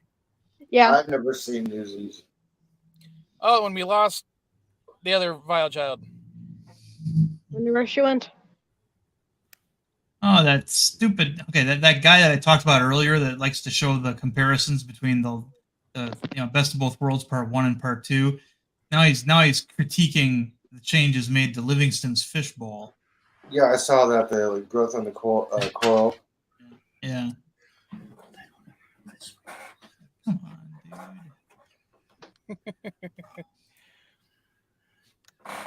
My young dogs have apparently. Hold on, I just want to ask, Darren, is he using this to make or like say how bad or good the episode was with all these changes? I don't know. I think he's just trying to. He's trying to troll. Maybe unsuccessfully. I mean, is that the thing I saw where he was like, there was something on Twitter about comparing Gates McFadden and her look? Yes. Right. Yeah. Yeah, she had a slightly different hairstyle. And the uniform was slightly darker. Yeah, that was she had a bit of different suit. Yeah, I didn't really care. I was like, it's 6 months apart in filming. I'm not gonna be worried that much. And over 30 years old. I mean, it's it's like, yes, we noticed these things, but we just didn't care. That was television back then. No, the only recent Twitter thing that pissed me off was someone posted a comment saying what I think about a 20-year-old console and what actually is a 20-year-old console. And it's a picture of the original Game Boy with a picture of the original DS. And I'm like, thanks. I feel old now. Okay, you can pull up, hey, you know what? You could do a Nintendo for me and put on the screen an Atari 2600 next to a Commodore 64. That'll make you feel younger. Oh, with that monochrome green, hard to see screen. Yeah. Oh my gosh. No, that was the Apple. That was the Apple ones. The Apple ones were the green screens. No, the Commodore 64 had the monochrome screens. I hated that. It was always hurting my eyes. I had to talk to my mother into getting an upgrade to a VGA monitor. Okay, remember those? Are you in a bad cell reception area? Yes, I know what a VGA cable is. No, we had to get a VGA monitor. Yeah, because you needed a VGA cable, obviously. Yeah, I needed that upgrade. I was hurting my eyes. You needed a little blue thing that's screwed in the back. I know. This is a coax line. No, not a coax. Not coaxial. Don't. Well, you said screw in the back. Are you talking about? No, I'm talking about the VGA cable. Okay, you have to plug the pin. You had to plug the male part into the female part, and then you had to tighten the back area there to make sure you had a solid connection. And those things were a pain in the ass to screw in, and then. Usually, you might as well just go. If you try to unscrew it, go grab yourself a freaking quarter because that's the only way you're unscrewing that thing. And Eli knows it. And Elihu knows everything I'm talking about because he knows it. Nerds. We are old nerds. What the heck? I agree. Fucking nerds. I'll take it. Well, if it makes you feel any better, my Coleco Telstar Colortron doesn't even use coax. It uses an RF line. I remember those. Oh my god. That's even before the thing you're talking about. I know. The RF line, you're talking about hooking it up to the back of the TV, right? With the splitter. With the splitter. Yeah. Red and white. Yeah. Red, white, and gold. Yeah. And then eventually, to go to Radio Shack. And then eventually we went to, and then eventually we got that nice upgrade to the red, white, and yellow. Yeah, that's why I like Radio Shack. I tell them what I need to go. Here you go. Here's the cord you need. The gap you need. Thank you. What's funny is when you're talking about the VGA cables, the red, white, and yellow cables. Those end That's pieces not what I mean by those? VGA cable. That's an audio-video cable. Yeah, the yellow was audio. The VGA cable was that blue cable that connected from the monitor to the computer. The audio video cables and the stuff you're talking about, I'm talking about That's audio I'm video. talking about That's the TV. the red. I'm talking about a TV VGA cable. I don't recall calling it a VGA cable. Okay. Now, eventually, I know they got Well, installed. in the private chat, the Vile children are complaining. So what would you guys want to talk about that is at least nerdy enough that we can join in on? Oh, we got too old for them. Yeah, talking about video game hookups. Oh, no, I think she decided to leave instead of. Or She just said talking about shows. old video game connection cables. She said shows, TV shows. I Or can it bring shows this that back we're to old. musicals because that's all my brain can think about currently. What, your brain's still in serial killers? Maybe you're back. What do you want No. to talk about, sweetheart? Other than musicals. Musicals.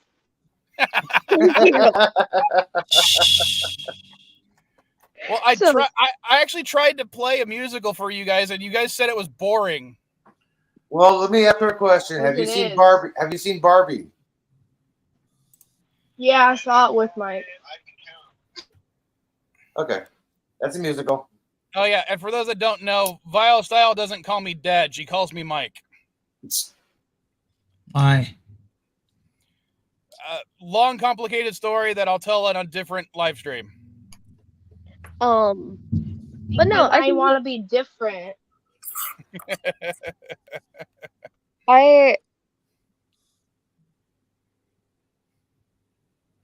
Shino.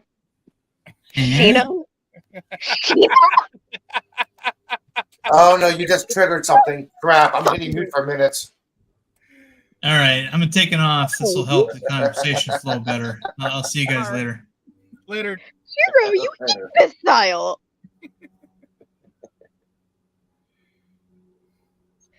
Oh, Yeah, that's why I should hit mute on the sound because of the high pierce, not on the volume itself. Ouch!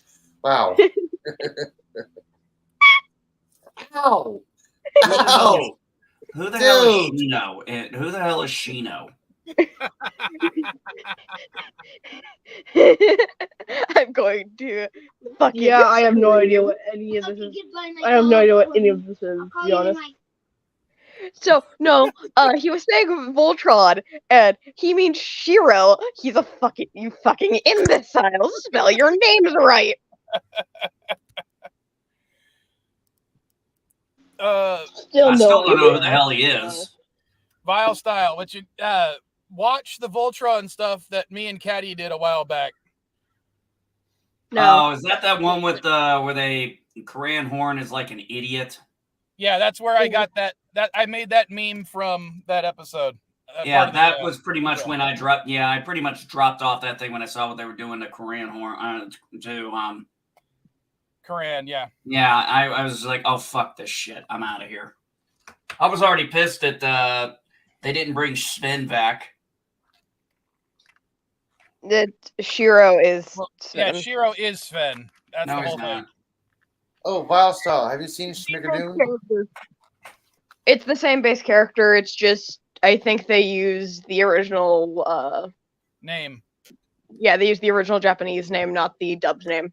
That's why I made the joke. I kept making the joke to piss her off that he's and calling him Sveno. Ah, now I get it.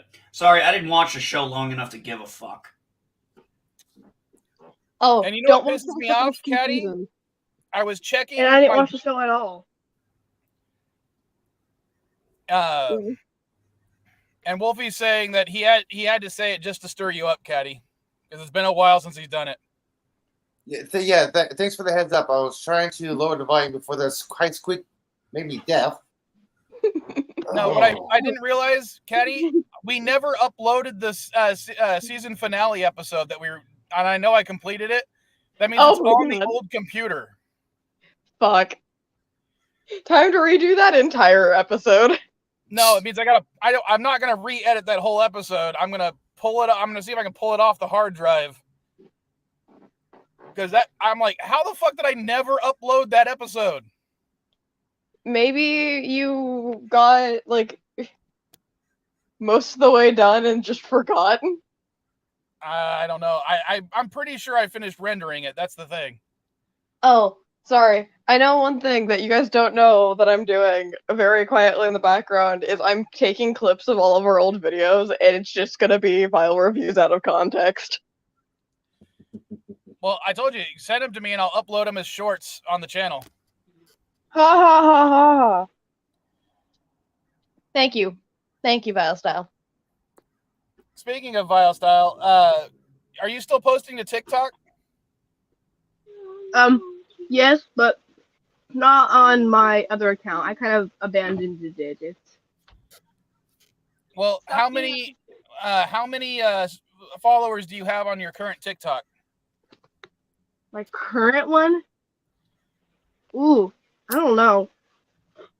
Very little. Well, didn't you have like a whole bunch at one point, like a couple thousand?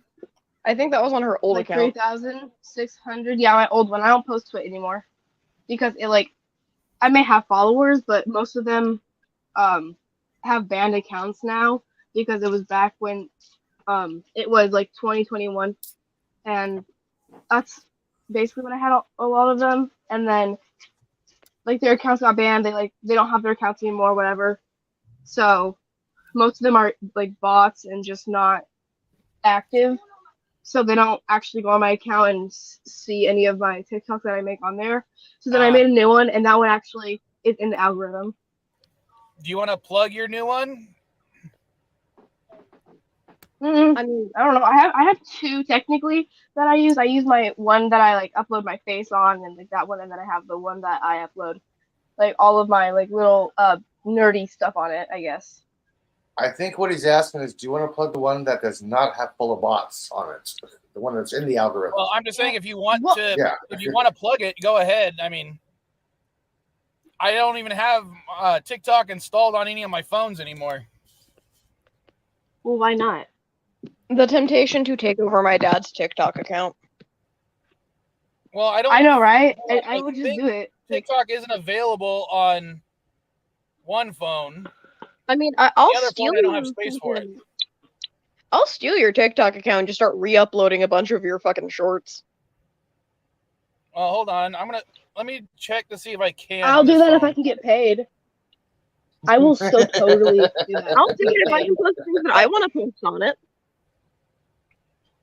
I'll do that. I'm really good at that stuff. I have a thing that I do. Yeah, I'm so smart. Well, I take it back. I can install TikTok on the other phone, the phone that doesn't have a SIM card. I'm downloading it now.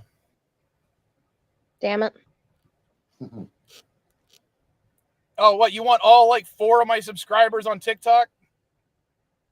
No, I want to be able to post things under your name that you would never post. Number 1, it's called followers. Number 2, I unfollowed you, so therefore you probably only have 2. I love to know that my own daughters don't like my content. Even to pity watch it. How many times have you tried to get me to watch the Kinder Egg videos, and every time you do, I just click off of them? At least 3 times in recent memory.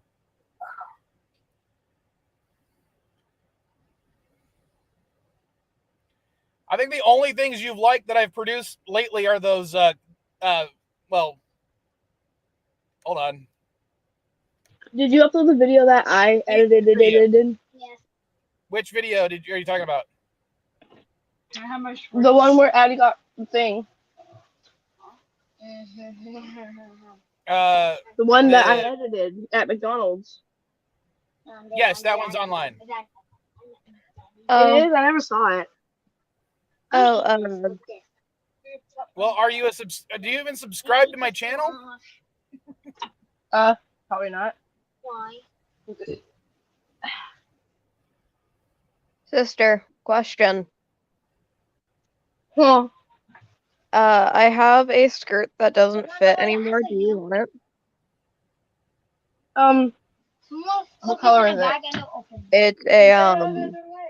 It's a pleated skirt that's black and pink. Okay.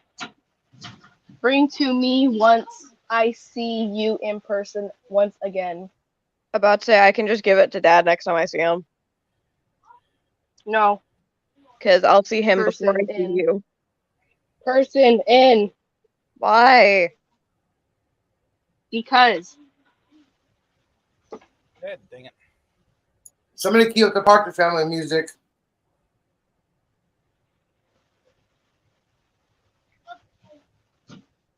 I'm going to the office with Mama. Okay. Meh. I saw cats yesterday. Not the musical or anything like that, but I saw like little kitties, little kit cats. They were so adorable, and I picked them up, and they like were catting. I mean, yeah, this entire group is like half Vile family, so Oh, Dad, do you want me to finish making that Discord for you? It's up to you. I Can have I no join interest it? in running a Discord. I am a Discord mafia person because I am always on it, and I am always I mean, I'm also always on it. Because I'll throw it together and I'll Maybe give you you a can add- link to it, and you can start making it a Could you make me Patreon. co-owner? Yeah, I'll make you a co-owner. Could you make? Or at least Could you make me a co-owner? Because I can add like bots, and I can add all the little things that are normally in the little Discord server things. Because I'm so smart. I'm a mod in like every server except for like my main one. Hold on. Other than the Vile children, would anybody who in the chat or on the panel right now, would you join a Vile Discord?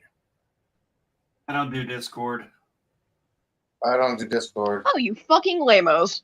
No, I've been on it before. I've been on it enough to know I can't stand using it.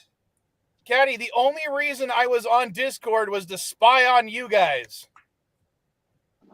But yeah, the only reason I was even on Discord was because I was talking with Bird and Elihu and a few others on there. And I just, fuck it, I'll just go to X and talk to you guys there. That's easier, yeah. Like,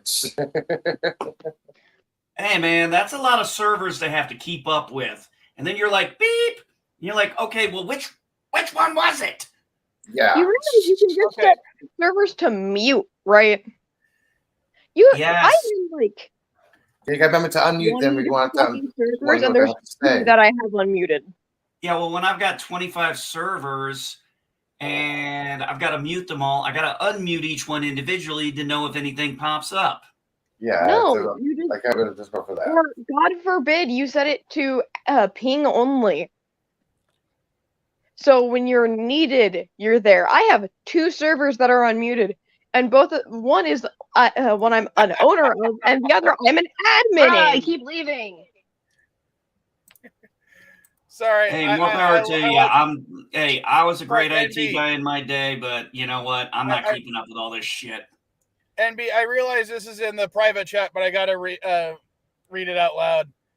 NB goes, great. Now I got Gen Z giving me shit, and of course, Vile Style responds with, basically, loser boomer. I'm not a boomer. I am not a boomer. Do I look that fucking old? No, I will state this. If you are over 50 or like 40 in our eyes, you will get called a boomer if you're being lame. It's just how it works. Yeah, well, just call me Gen X then, because I don't like being called a boomer. Yeah, I'm maybe near that age. It's lazy. Sorry, would you rather me call you a loser? Hey, Beck, that's one of my Beck's favorite songs. I'm a loser, baby. Why don't you kill me? Oh, I'm a Gen X, baby. Hold on. I'm trying to. TikTok is pissing me off. Oh god, I got dumbasses harmonizing. I'm a Gen X, baby. I don't think I'm allowed to say the next part without getting him hit with something. All right. Caddy, I'm going to need your help to figure out. My TikTok still apparently exists, but I have no idea what I freaking used to log into it, so I can't figure. I tried all the emails I use. I tried my phone number. It ain't working. Did you try make a new one? Your email. Did you ever try to make an email? Probably just like, yeah. I don't want to make a new one. I just checked. I have 23 whole followers. Oh, wow. Oh my god, 23! Wow! He hit double digits. Wow, nice. Guess what? I had quadruple digits once. I know. Okay, I'm That's gonna when I go was ahead 11. and brag a little bit here. My daughter has like, how many does she fucking have? Now that I think about it. She's got to. No, I'm not giving you guys my daughter's account either. Oh yeah, no. She's got to be over 10,000 by now. You guys like 12, I think you said last. No, no, I was right. She's at 95,000. Me, I've got like, I think 240. BRB real quick. I think I got like 200 maybe. I don't even think I have that many now because I had to create a new account. Nope, I got 96 on this one. I don't know how many I got on my other one. I actually created two. One where I was actually going to behave myself and one where I won't fuck around and find out. I like how I'm just going, yeah, I haven't posted in like a year, and the last thing I posted this year was my dog, and I still have more followers than you. Well, how about this? Well, I actually had an account that had, well, actually my account had about 300-400 followers, but TikTok decided I was a bad little boy with my mouth, so they banned my account. So I had to create a new one. Well, how about this? Just to go back to the Discord thing, since I don't think anyone who watches my stuff on a consistent basis gives a crap. How about we do just a Vile family one that I can promote on all platforms, and you guys can promote on all platforms. Well, that's actually what I initially made it for. Was just it's okay. I was like gone for a minute, but absolutely not. No, you don't like that idea? Why? No, just make it and have everyone join it, and then I can promote it all over mine. I probably have one of my sophomore friends join, and he's like a mod and chronically online. So yeah, you could probably just like make it fun or something. I can have some of my friends join it, like B, who knows a bunch of shit. Yeah, I could have one of my friends invite their entire friend group. My friends, all my friends. Like we can get this server big real quick, because I can invite a bunch of my friends, especially ones that like know how to do bots and shit. Like I'm good with server organization and promoting. Well, I'm not the greatest with bots and shit. The Vile Bunch, and this is I'm good with keeping shit how alive. we became the Vile Bunch. Hey. All right, I'm pissed off now. Why? Because I was able to. Okay, when I typed in the email for my Google account, TikTok said that email is not associated with any account. But when I logged in using the Google, which the account attached is that email, it goes, "Oh yeah, that's the right account. You can log in now." I'm like, it's the same fucking thing. It's just being a little extra. Kind of like you have to prove to a robot you're not a robot by clicking this button. Come on. It's just It's just being a little quirky, that's all. No, it's TikTok's a pain in the ass. That's why I don't have a TikTok account. TikTok is not actually that difficult to work. You just need a kid to help you start out. Dude, that's why that's why I DM'd you the TikTok information I asked for you, okay? Like, hey, you got that TikTok, you know how to do worthless shit? Please. Thank you. Well, I just came across a TikTok video I can't wait to watch because it looks like a really good satire. I like how I can only assume what you guys watch, but I know 90% of what I watch is dumb shit. No, I just asked him to download a video I off watch TikTok. a lot of dumb shit. I just asked him to download a video off of TikTok that there was a live stream when I was swimming with manatees. I want to get that video. Oh, there it is. Like, you have to think, one of my favorite videos from years past is fucking I Smell Pennies. Huh? Same. Thank you. So let's put it this way. I got a pretty good chance, considering I have two kids that are... I have three. I have a 22-year-old, I have a 16-year-old, and I have a... Bro, really forgot one of the kids. And let me tell you something right now. you guys definitely watch a lot of the same stuff my kids would watch. But definitely not shit I watch. Anyways, I am gonna head off mainly for the fact that I have other shit to do. Oh, well, yeah, 11:30. Damn, I still gotta go to Target. Vile Style, what are you doing today? I don't know. Well, I'll call you after the live stream because, shoot, we've been going on for 3.5 hours. I'm going to have to end it soon anyway because, Bird, you got your Twilight stream, don't you? No, I'm not streaming today. Oh, okay. But I'm down at the storage unit right now. That's where I was streaming from earlier. I was about to say that, if it's not too much, I just have to grab a few things and I can hang out too. Are you going to get a ride? Or do I have to drive all the way? Yeah, my mom's off today, so I can just ask her, like, right now. My boyfriend's car is not working, so I would have to be picked up. Ew, your boyfriend! Boyfriend? You know, there's something called a city bus. Haha, I don't have Supposed to one of date till those. you're 30. Actually, you know what sucks, Elihu, is literally in Poway, the buses don't run on Sundays. Yeah. Oh, okay. Bicycle. Rest of the Should week, be in they church. run. So I know if I was actually gonna go there with like riding something, I'd just take one of the electric scooters we have. Oh, I was gonna say that or a pair of rollerblades, but hey. Okay, you're not taking an electric scooter down the 67 highway or freeway or whatever it's called. No, Elihu, you don't understand. I've had 3 accidents on that freeway because of idiots.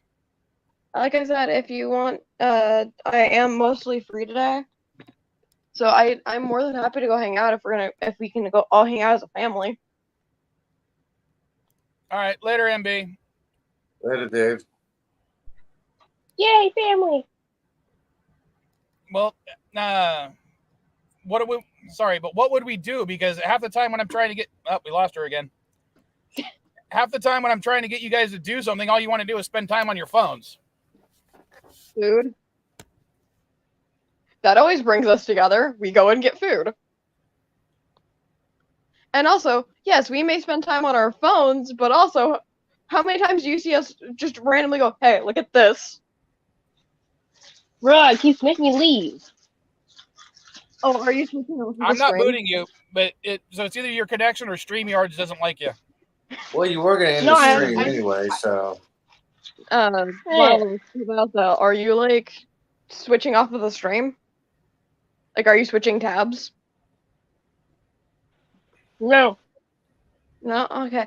Then yeah, StreamYard just doesn't like you, because that's the only time it boots me from the stream is when I switch off of it. Yeah, I've had issues with StreamYards in the past, so it happens to everybody. Plus, it wouldn't be a CNA stream if somebody wasn't having computer issues. True. I think I'm the only one that hasn't been afflicted with computer issues yet. I'm also using a phone. So am I. All a phone is a computer. Yeah, It's a cell phone app. computer. It's a computer with a phone app. Basically, It's at this point, yeah. mini supercomputer. But Yeah, yeah, Vilescott, do you know that the phone that you're using to access this stream is more powerful than the computers that we use to get to the moon? By a factor of at least 1,000? Chill. But like I said, we can probably go get food.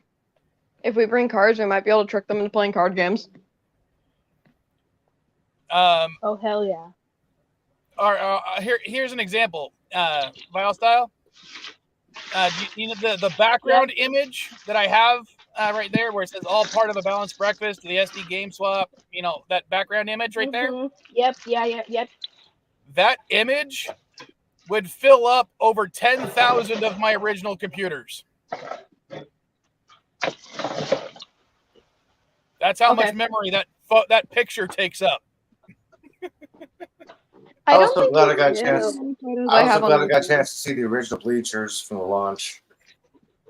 But yeah, if you want, you can come pick me up, go pick them up, or vice versa. I don't care. Because I'm down to hang out. I just need like 30 minutes to like get ready and get dressed and shit. Well, I'd have to take some stuff out of the Oh, car. yeah, I got a same. bunch of boxes in the back of the van right now. Okay. I gotta go to Target. Yeah, one of the reasons I left the storage unit was because my battery was dying, so I had to go back out and charge it. So how about you end the stream so we're not talking about this live to all of YouTube? I don't. Does anyone And else Twitter. care? And Twitter. This is on Twitter as well, guys. Caddy, do you realize this is a multi-stream? This is going out to YouTube, Facebook, Twitch, and Twitter. Fun. Yes, so any of my followers or if anybody clicks on my Twitter feed or X feed and scrolls down and sees this live stream, hello. Like I said,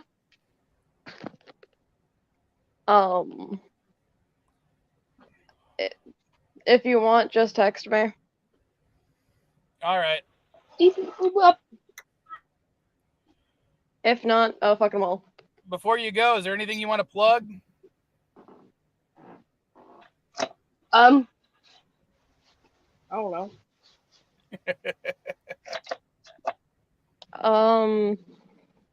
And not plugging me, but I'll plug a different YouTuber. And not you. Go watch Nyoko Arts. She's amazing. She is a really good artist. Ooh, should I plug my? I don't know my friend's TikTok user, but she's a really good artist. I know my friend. I don't use know her, her personally. I found her. But you? Subscribers now. Hey, Mike, I think it's time for Caddy to kill you with a phaser. Yeah, I agree. All right. Should I? Well, yeah. All right. You're 19 years old now. I figure it's about time you got one after all your complaining.